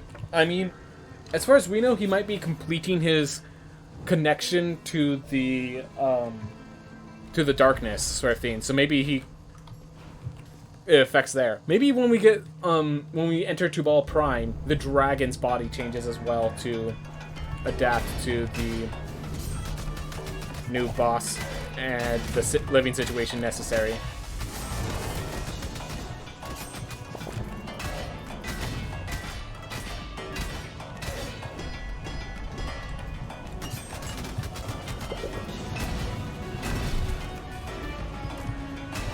You saw him fly back the other direction. Like, I know what caused that, but you understand that, like, I wasn't going to be prepared for him to fly literally across the entire screen.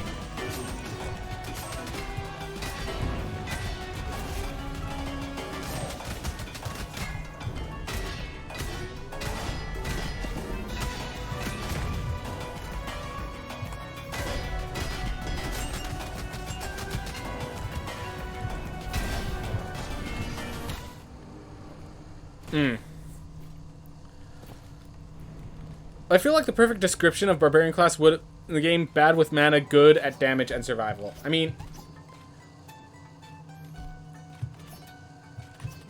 I'll try it, but Perfectionist is a garbage trait. And this is one of those things that even the benefits of... Like, so, yeah, only skill crits deal damage. Luckily, all ground attacks are skill crits, but any airborne attack doesn't deal damage. If it also doesn't break armor, then I might be in a lot of trouble right now. Sorry for the bad grammar. I didn't even notice any bad grammar. I'm talking, like, I know, as long as I know what you're trying to say, that's close enough. I do not care about bad grammar as long as it's understood. I say bad grammar a lot myself. As long as it's understood, that is the important part of any grammar. And yes, there are ways that are grammatically correct. that aren't exactly...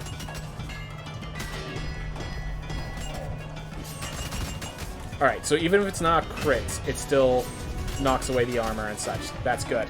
That's good.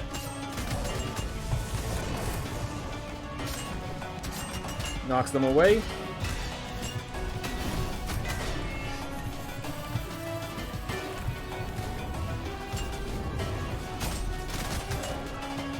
But basically I have to rely on my grounded attacks for everything, because ground attacks are auto crits. But yeah, Perfectionist is horribly crippling. I just got lucky with the class by a little bit. Class and spell combination was pretty nice.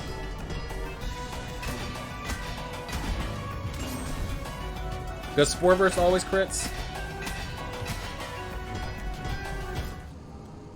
So I was trying to shoot left and then move to the right.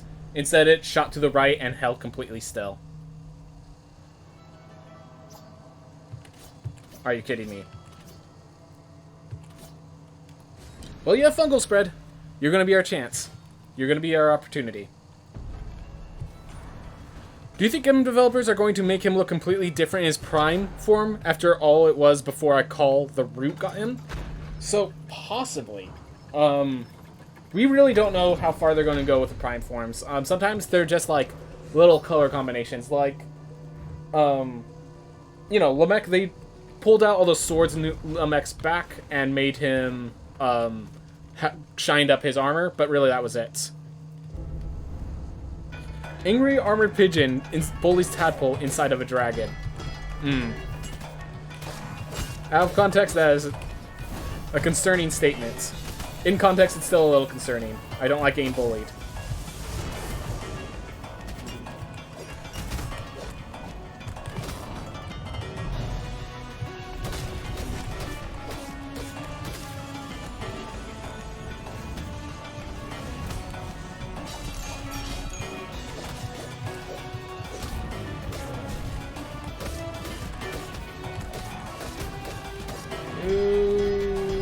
Oh god, double shields. Prepare for the end times.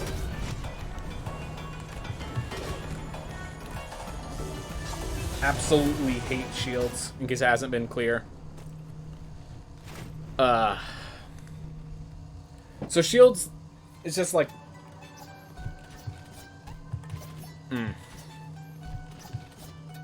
Yep.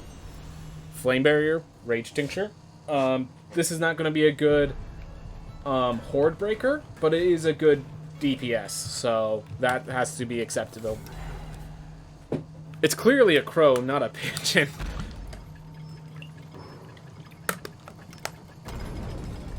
So those things that we're going to keep describing, no, it's clearly a pigeon. No, it's clearly a bird. It's clearly a plane. I mean, gosh, it's Superman. Superman is copyright. It's not going to be in this game. Game massacred by the stew? Yep. This guy's tough, and he only came out recently, so I haven't had much time to practice. But yeah, nah. We knew this guy was going to be tough, but he's extra tough. And sometimes you get unlucky knockbacks like that. Which, I'm going to just state flat out, both of those were unlucky knockbacks. They made it past my flame barrier, and then the flame barrier knocked them into me. Okay? Like, if you look closely, that's actually what happened. So, that was just misfortune for both the hits. Good to know that that is a misfortune that can occur, so I can prepare for it. But, that's what happened. Yep. And the thing is, it's clearly genocide. Oh yeah, it is a family.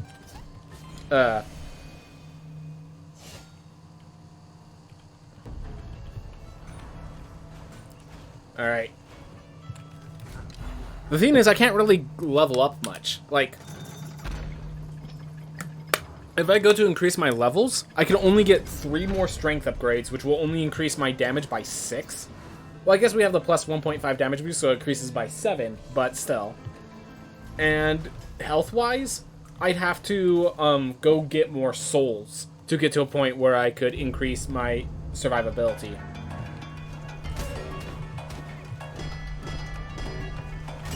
Alright, no shields. We're good. We're good enough. Let's go with that phrase instead.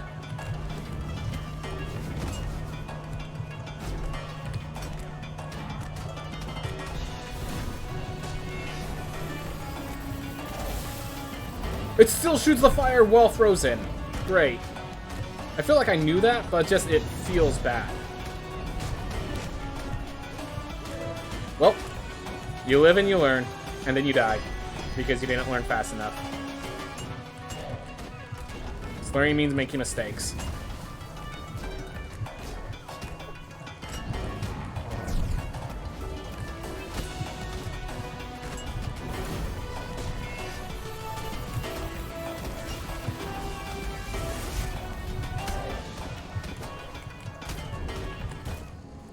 And I run into his shoulder, going for the hammer. Oh well.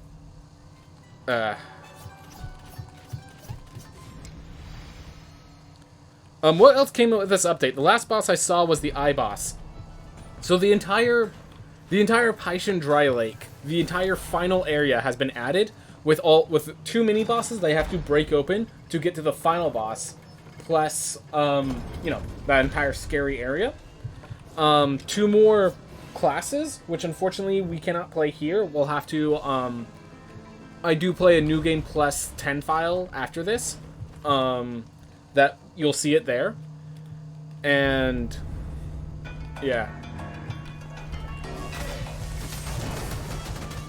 There's a few other things. You could probably, the entire list you could find on their website. But basically it's the last area plus, proper bosses. A little too close.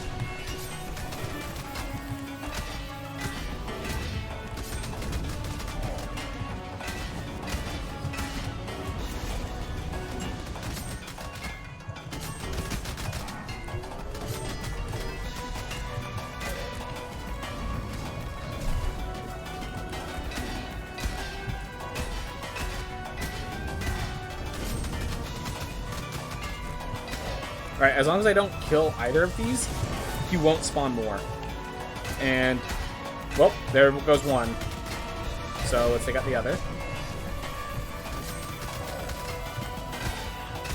Alright, we're just gonna knock them away because I can't deal with them right now.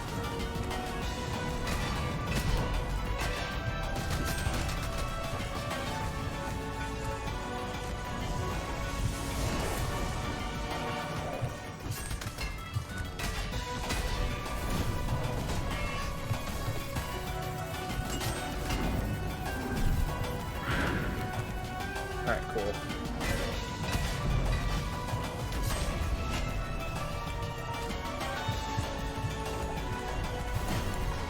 Okay. That wasn't fun, but we solved it.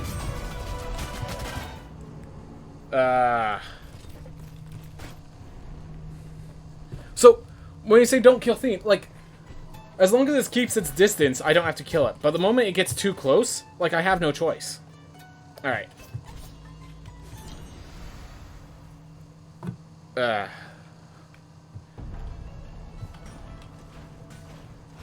Tomorrow I get up early, so I'm heading to bed now. Good night, everyone, and good luck with the run. Thank you very much, Xantofi. The fact you could retire mid-boss implies that the boss just lets you go after you've had enough. Well, I mean, if they're just going to kill themselves, like, that's basically what retiring is. Whenever they have some sort of glass cannon weapon in the game that gives you 1 HP but deals 1,000 base damage and skill crits, there's Shreya Hanno's Bargain, which is a boon, not a weapon, that doubles the damage dealt and damage taken. So it, halves your health, but also doubles your damage output. That's the closest we're getting to the glass cannon build. That's the closest they'd allow for it. I don't think they should allow anymore, so... Ooh.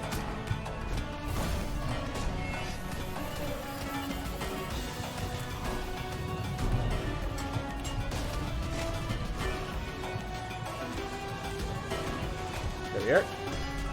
Great. Deal with the mooks. I have some time without mooks. Alright, time's gone. Ah. Well.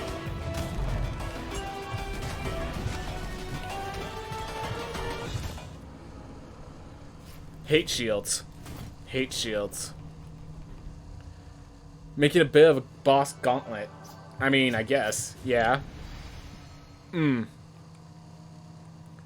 Oh yeah, also the combat rework. Yes, so there's skill. Instead of critical hits being just a random % chance, there's skill crits. So whenever you dash while attacking, it becomes a critical hit. Whenever you do certain things, it becomes a critical hit. And the Barbarians is literally, as long as it's a ground attack, it's a critical hit. Because you have these slow attacks, but they deal more damage, basically.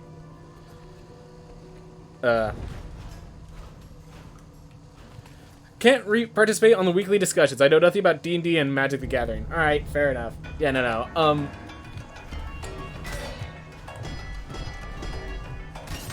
Oof. Alright, I don't want that on while facing these guys, because we've learned from last time that that could push them into me.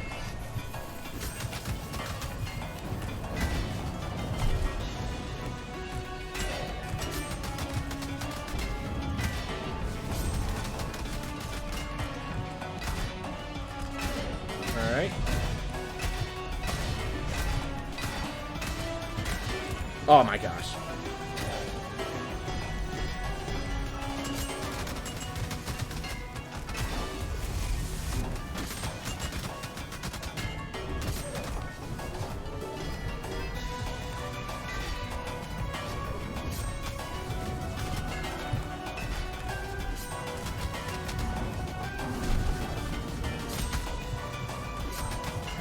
Too far, too fast. Great. Alright.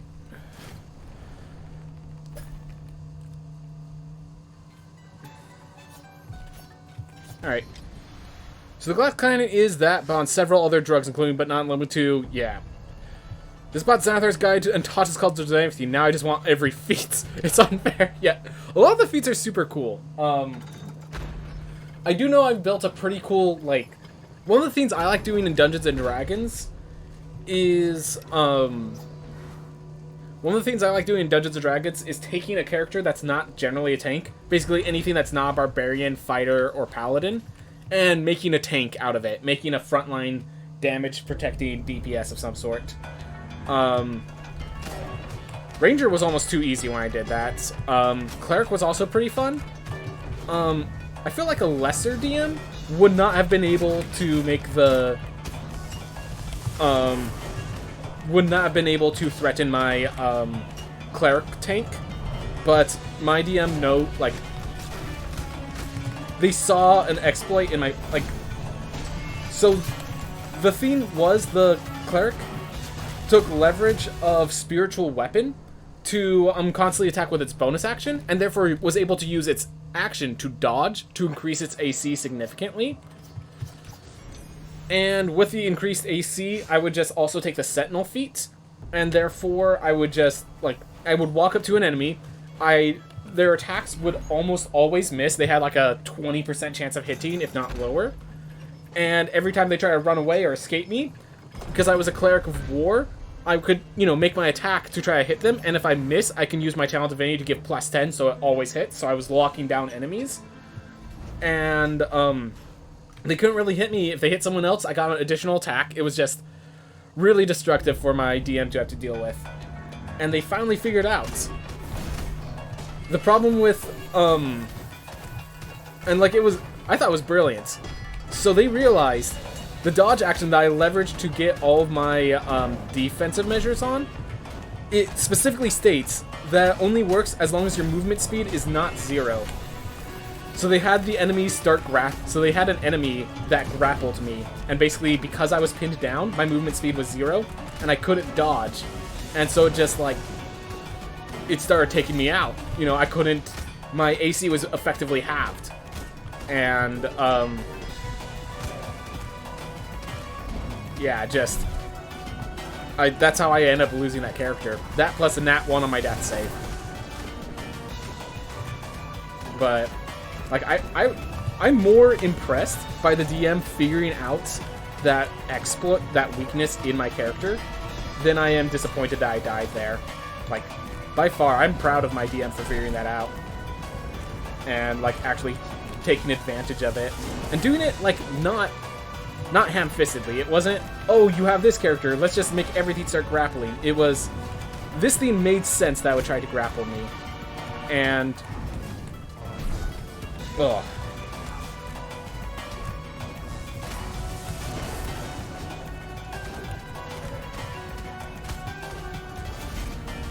DM reading the fine print. Not enough DMs do. Ugh.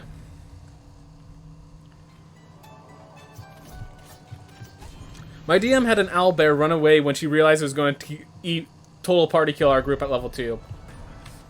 Yeah, so that DM also ended up pulling a total party kill on us. It was not that it was overpowered. It was that during the encounter, I think... the encounter lasted about 3 rounds before we ended up settling it there. Because during those 3 rounds, I think the party rolled a total of 6 natural 1s and had 3 natural 20s rolled against us. It was just... it was disgusting. It was disgusting. It's like... and that's one of the things you have to realize. In a game where you're rolling dice, to a certain degree, everything's out of your control. Like, the whole reason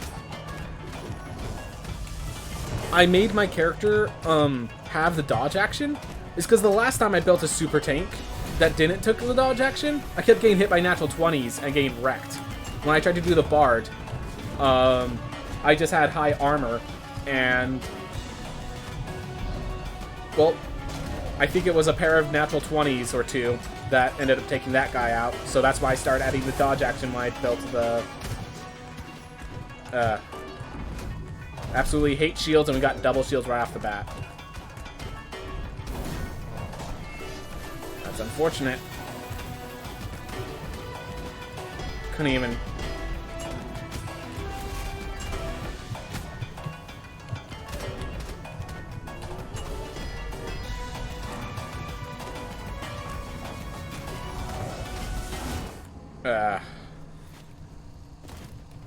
God, it's more than 1 natural 20 is why you roll behind the DM screen. I mean, I'm on the grounds that if luck favors or opposes them, like, do you also roll natural 1s not in front of the DM? Like, trust that you can tell an interesting story despite the dice. Albeit, I once had a point where the party was supposed to get killed. They made a dozen mistakes. They knew they made the mistakes. I'm like, alright, I'll give you a fight so you can possibly squirm your way out of it.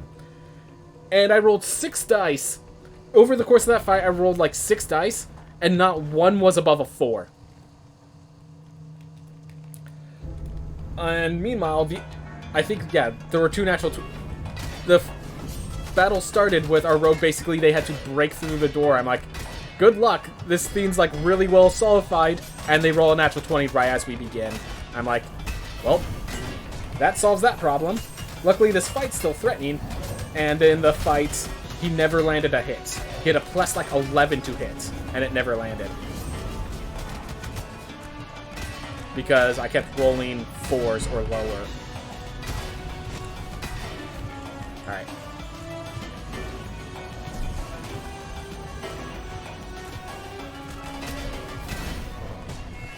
Alright. I need him to approach again. There we are.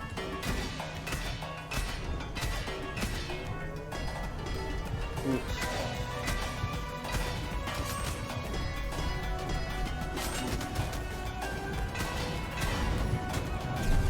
Thanks. If anyone wants to know why we love shields, looky there.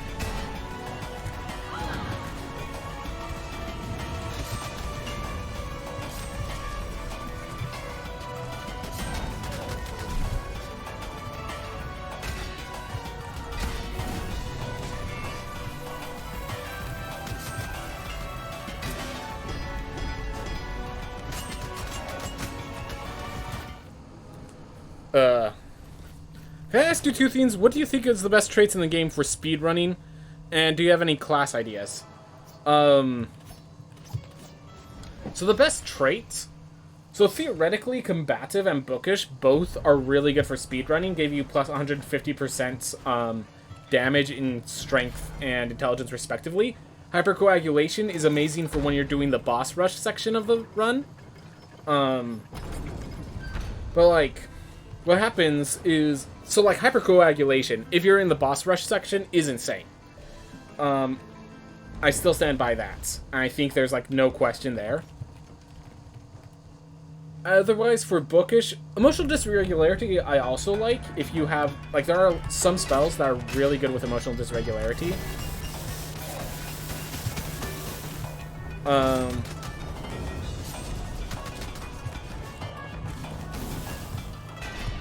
As for ideas for classes, I remember I came up with the idea that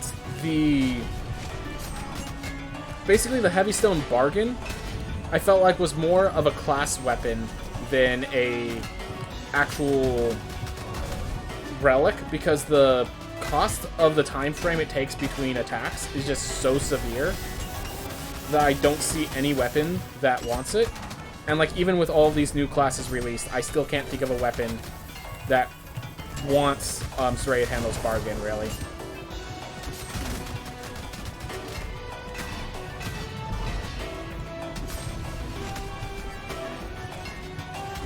So what I did is I had like this idea of a class that is kind of close to what the Ronin is now. That basically the idea is that they have a...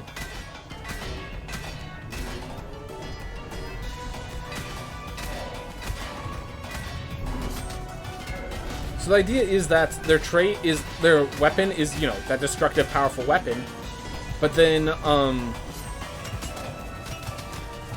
have the 2-second cooldown timer, and whenever you hit with your trait, like, your trait is a teleport of some sort. I literally based off of the Hokage originally, from the Hokage from Rogue Legacy 1. The idea being, I recognize that now, like, it was too close to the Duelist, but it's actually kind of what the trait is for Ronin. So let's take the Ronin as an example. It'd be the Ronin, except the attack has the Heavy Stone Bargain already active, and its talent has the ability that when you use it, it refreshes the cooldown on your weapon. But instead of the talent taking 5 seconds to refresh, it is one hit. You land one hit to refresh it. So yeah, it's basically Genji Dash from Overwatch. So it's strike dash, strike dash, strike dash. The thing is, if you ever miss a strike, then you have to wait for the cooldown to go off. And with the narrow attack of the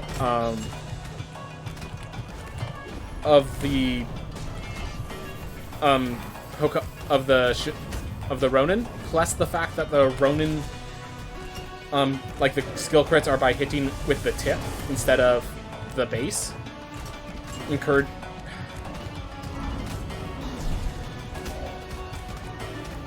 these knockback hits are really not feeling good.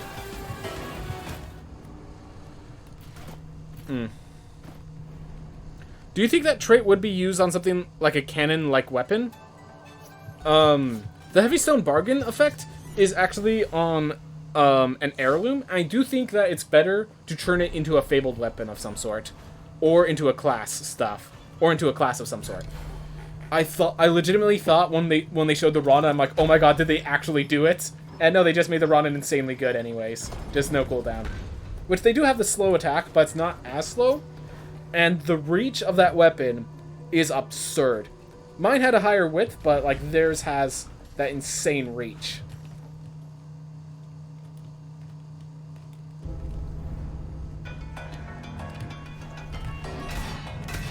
But yeah, the main problem with it is because the talent refreshes by just hitting, there's actually a possibility of doing... I can't even, like... I'm trying to think of the words, like... attack canceling. Mistimed that. Got punished horribly.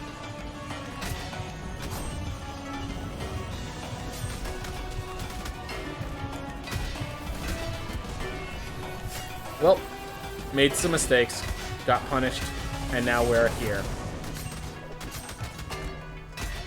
Well, next life. We'll hopefully do better. Do you want to hear your ideas for classes? You know there's actually a feature and content proposal thing on the Discord. You can actually tell the devs if you have an idea for a class. Whether or not they'll add it, of course, this late in development is unlikely. And, like, you know, that sort of stuff. But, like, telling the devs your idea for classes was a thing. That they have a channel for it.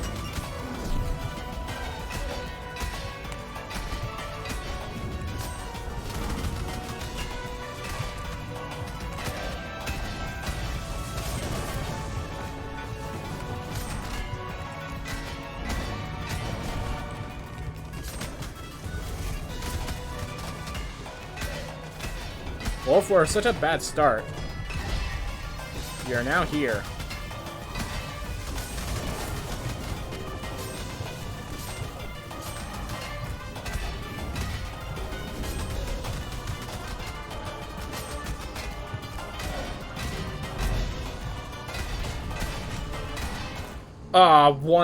One swipe too many. But yeah, if you want to send your classes in my... If you want to, like, describe the classes while...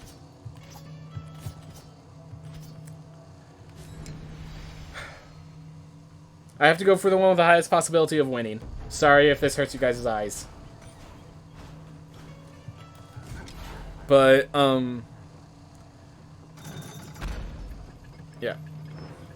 What's the name of the channel? So if you, in the game, you actually have a, there's a link to the Discord, and there's an RLTL feature and content proposals channel. That's where people used to put all their class ideas. Now that's late in development, I'm not sure, you know, there's a far less possibility, but, I mean, it's still worth doing for the, like, for the people interested. You know, it's, you know, making ideas, homebrewing ideas, is always fun.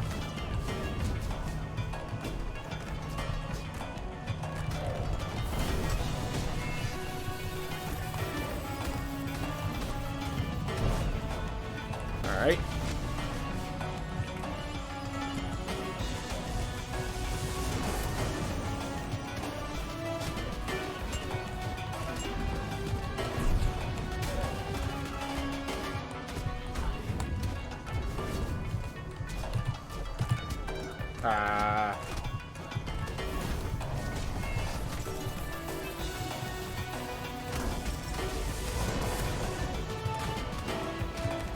I mean, honestly, I'm impressed I did this much, given the circumstances.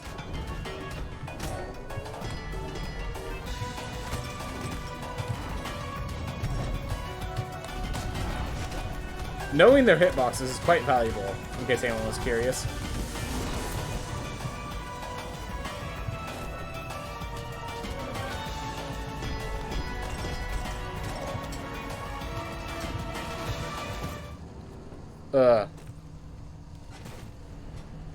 The game could always get DLC and the classes could be used there. Interesting. That is an idea. Yeah, so yeah, feel free. So yeah, you can put it in that channel. You can put it in, if you want to put it in the chat, I'm happy to listen. But yeah, we've passed the 2-hour mark. Ugh. I just now looked at the timer. Not the best idea to do. Yeah.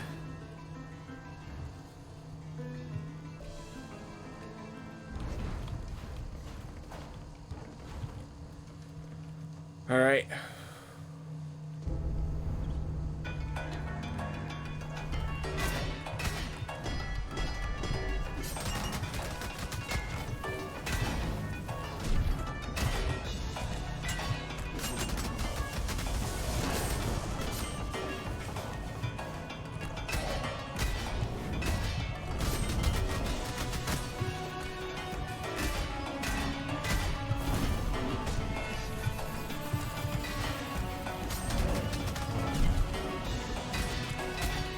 Is this not the final boss? Given the current patch, it is, but once the game is fully released, this guy unlocks the actual final boss. Oh my god, triple shield. In other words, death.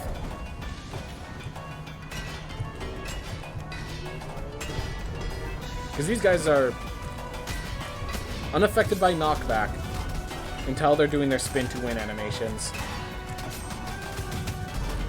By then, it's already too late.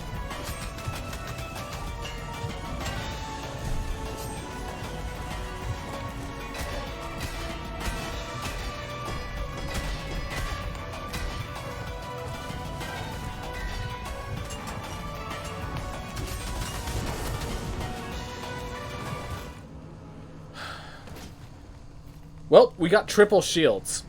Like, that was just misfortune, honestly.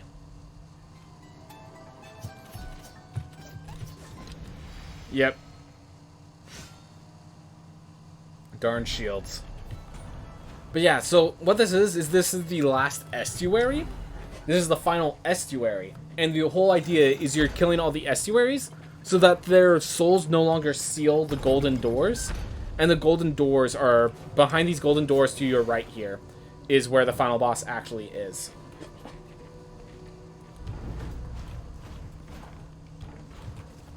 And yeah, you'll see when I beat this. The little ruling. Do we get to fight the dragon? No, the dragon's a good boy. We get to pet the dragon. Good boy.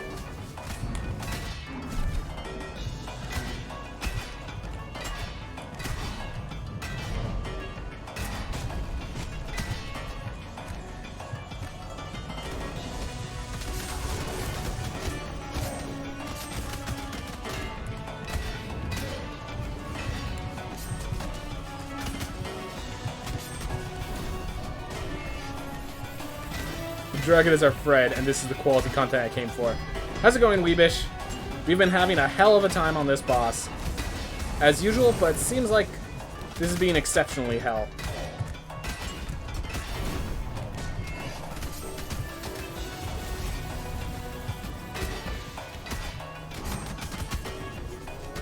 That's so.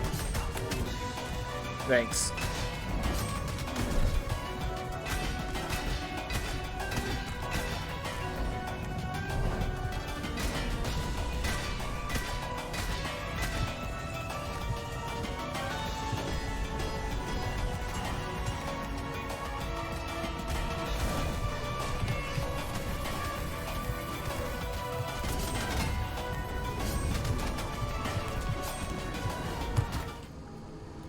I was trying to use the kick to cancel my spin, but I was in that corner with that resonant object, so it just bounced off the resonant object.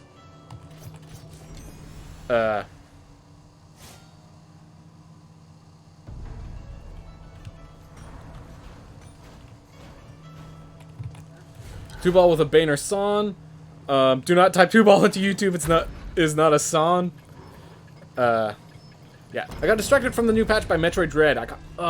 So I have a Switch that's coming. My friend is getting a Switch OLED, and so they were selling off their Switch. So I'm purchasing their Switch from them. And the thing is that I'm waiting for them to actually be able to do the transfer so I can actually, get their Switch. Because I actually already have Metroid Dread. I don't have the system to play it on right now. Because I knew I would buy it. I knew I would want it. But I didn't have the system. And I'm currently... Like, my brother has a system, but it's like, when am I going to have time to pry it from my bro? Versus, how about I just get my own system so I don't have to fight him for it.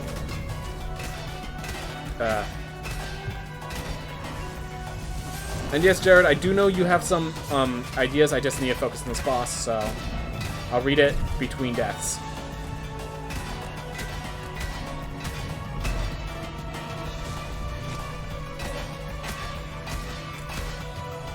Barbarian is good for Tubal? So I have no... the main problem with a Barbarian is their mana recovery, which I have no intelligence with this build. I have I do not have any, I did not acquire any capes. I do not have any intelligence upgrades. I didn't even have the wizard unlocked as a class, or the archmage. Like, I have no intelligence. So, the main weakness of the barbarian is their lack of mana recovery for their spells. And so that's not an issue for me right now. In addition, with these armors, it's pretty good to have the spin to win to both break the armor and to and the spin to win also destroys all the chasers for his horde of chasers attacks. So because of those two, because it's good against those two themes, the barbarian's actually pretty nice. When the boss isn't attacking, they have these wide moments where they're just left open, where I can just, get on the ground and swing at them. So, just like for this attack, they are pretty fine. Alright, so the first suggestion is a princess class, with an umbrella that she's able to projectiles directly above her, and when she attacks, she hits enemies with a slightly below... Alright, so slightly below average damage. She will block projectiles from the side.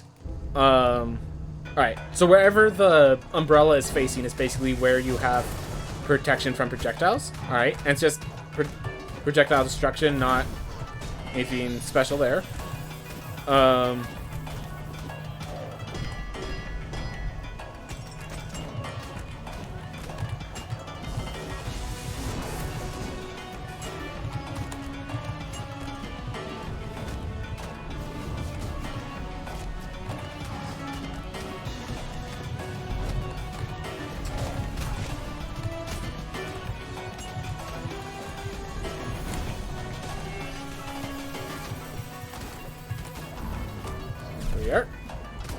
Gotta focus on this.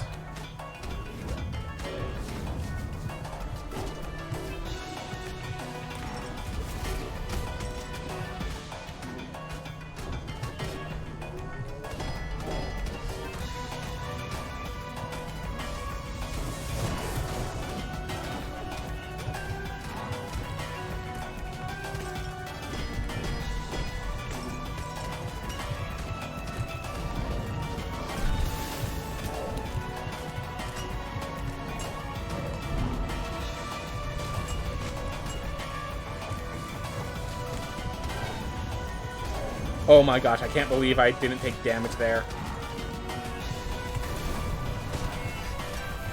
Oh. Well. Alright. Her ability... Another perfectionist. Alright. Her abilities are harp-shaped projectiles that when it hits an enemy, they become charmed and start to fire, so she could charm... Alright. Yeah, so the additional penalties and abilities like charm and stuff, I think is going to end up working poorly in the way the system is built. So, unfortunately, I kind of like the idea of an umbrella, but I don't think charm is going to be a good design, because there's certain enemies that just do not work with charm. There's certain enemies that are just completely stationary, and the targeting system of this game does not work with having ads assist you, basically.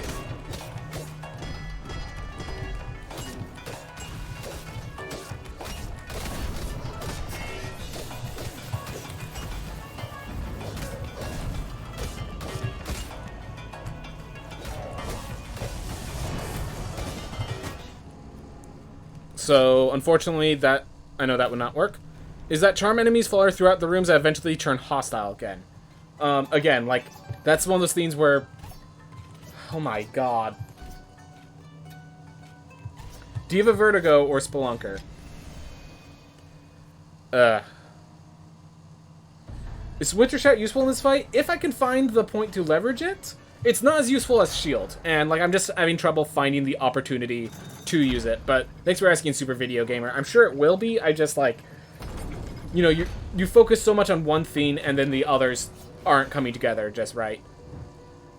Tubal put every point to strength just to carry around that anvil. Didn't have enough charisma or intelligence to understand what's going on with the estuaries. Actually, if you read the lore, Tubal knows more about,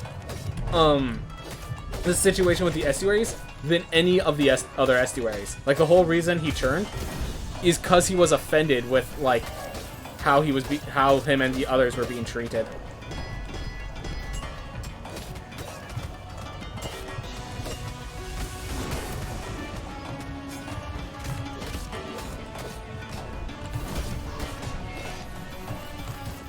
Yeah.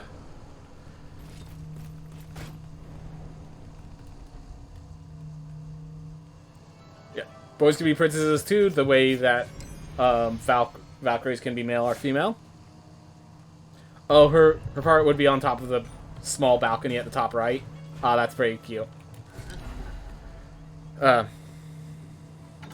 Never mind, Tubal was just absolutely cracked and put points into everything. Yep. Low charisma makes sense. Low charisma definitely makes sense for Tubal. But, like, he is... I would argue Tubal is the most prolific writer. Okay, after Enoch, Tubal is the most prolific writer. He just hid all his writings, is the main theme.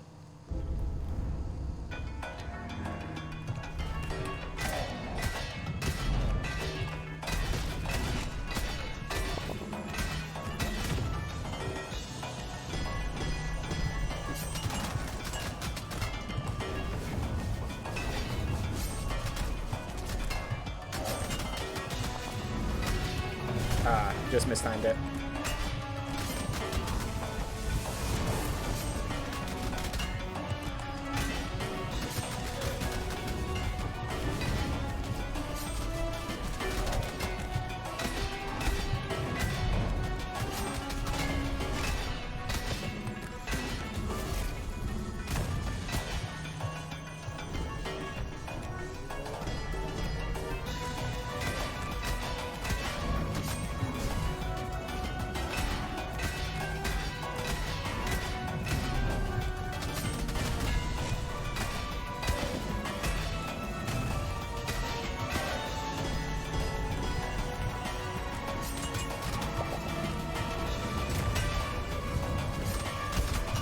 I'm glad I managed to react in time for that.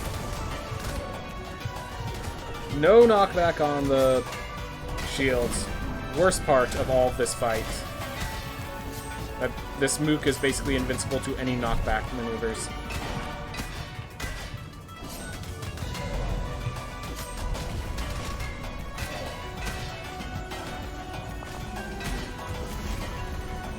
Alright. Last split, but we don't have the... I don't think we have the health to do it. We're gonna try, of course, but...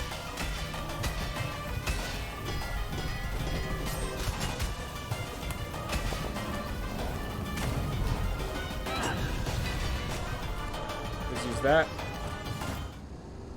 Got sharked. While I was looking above my head.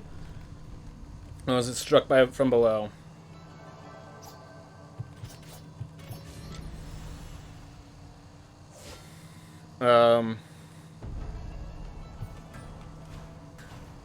I always find Irad so much harder than Tubal.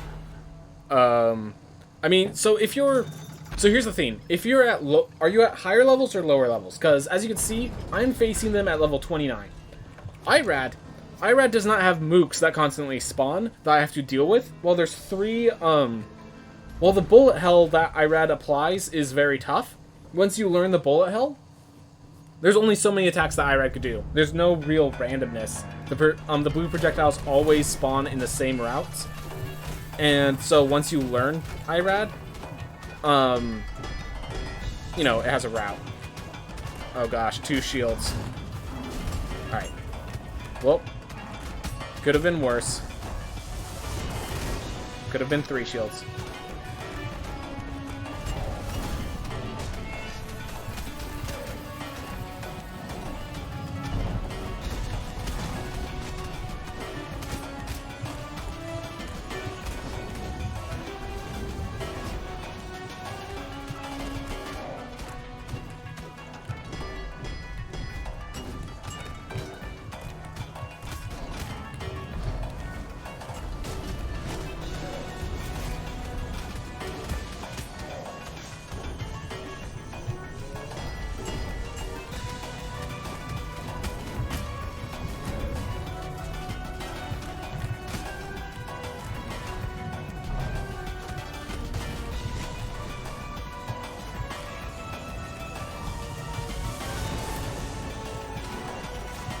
yeah, it's the randomness of like those falling hazards and of what enemies spawn and stuff that makes this boss challenging.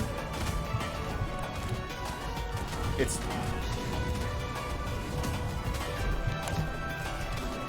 whew. Oh my gosh, missed.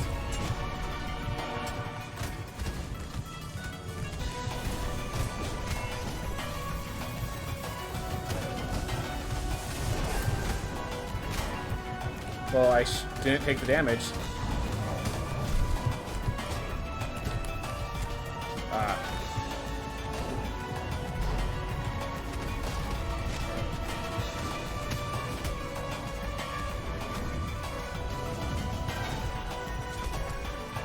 Whew.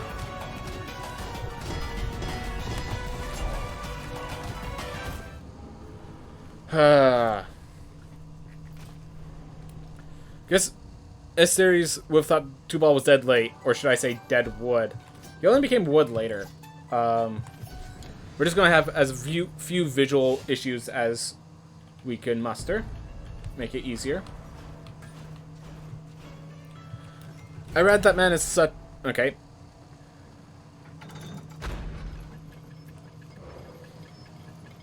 But yeah. Irad is, like... I will not deny, Irad was a tough fight when you first learn it, because it's a much longer fight, and if you can take out the spawns from Tubal, yeah, run is not going that well. We have now spent officially an hour, if not more, just on Tubal. So, yeah. Having some issue here. Thank you for coming by, Manful Line. I heard you got a good run today. Or at least recently.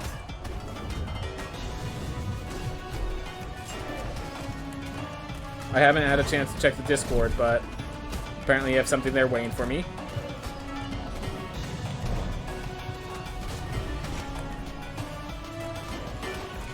Oh my gosh. That was my fault, by the way. That was not a safe position to dash back, and yet I did it anyways.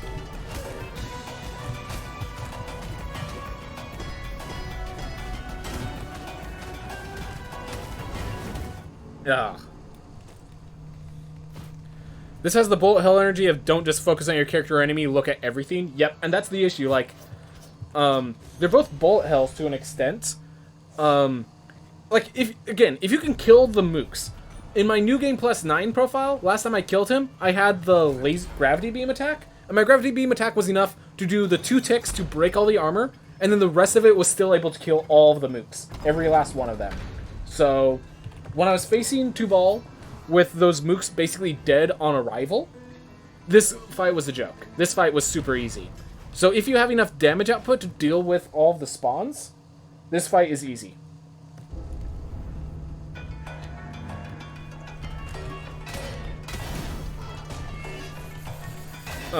But like if you can't deal with the spawns, your focus cannot split that deeply.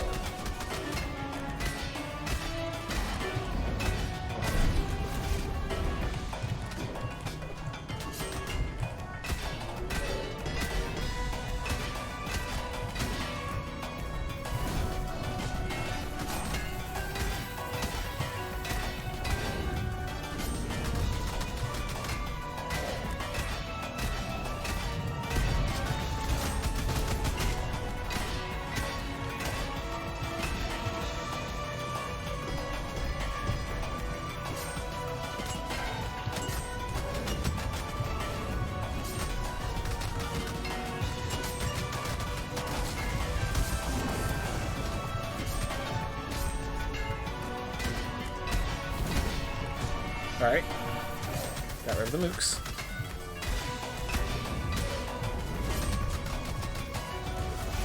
Awesome. Phase 3, I could still take one more hit. That might be the difference.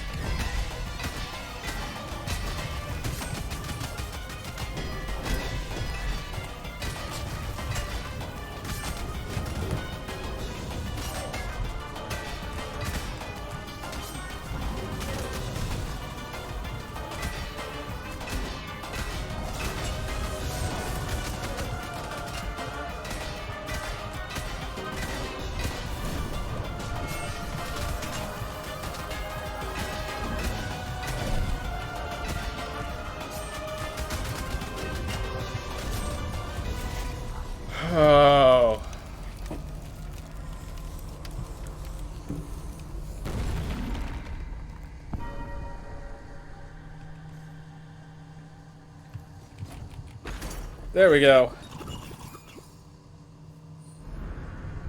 Oh. There we are. Celebration time come. Come on, that's got to be a world record. This is not a world record now. According to what I heard, Mindful Line apparently just got a run. I'm not sure if it was today or recently. That was around 1 hour and 7 minutes. But, and like we spent over 1 hour on just Tubal, which means we are still in that range once we learn how to consistently beat Tubal. Which is not easy. But we only took 1 hit in that fight.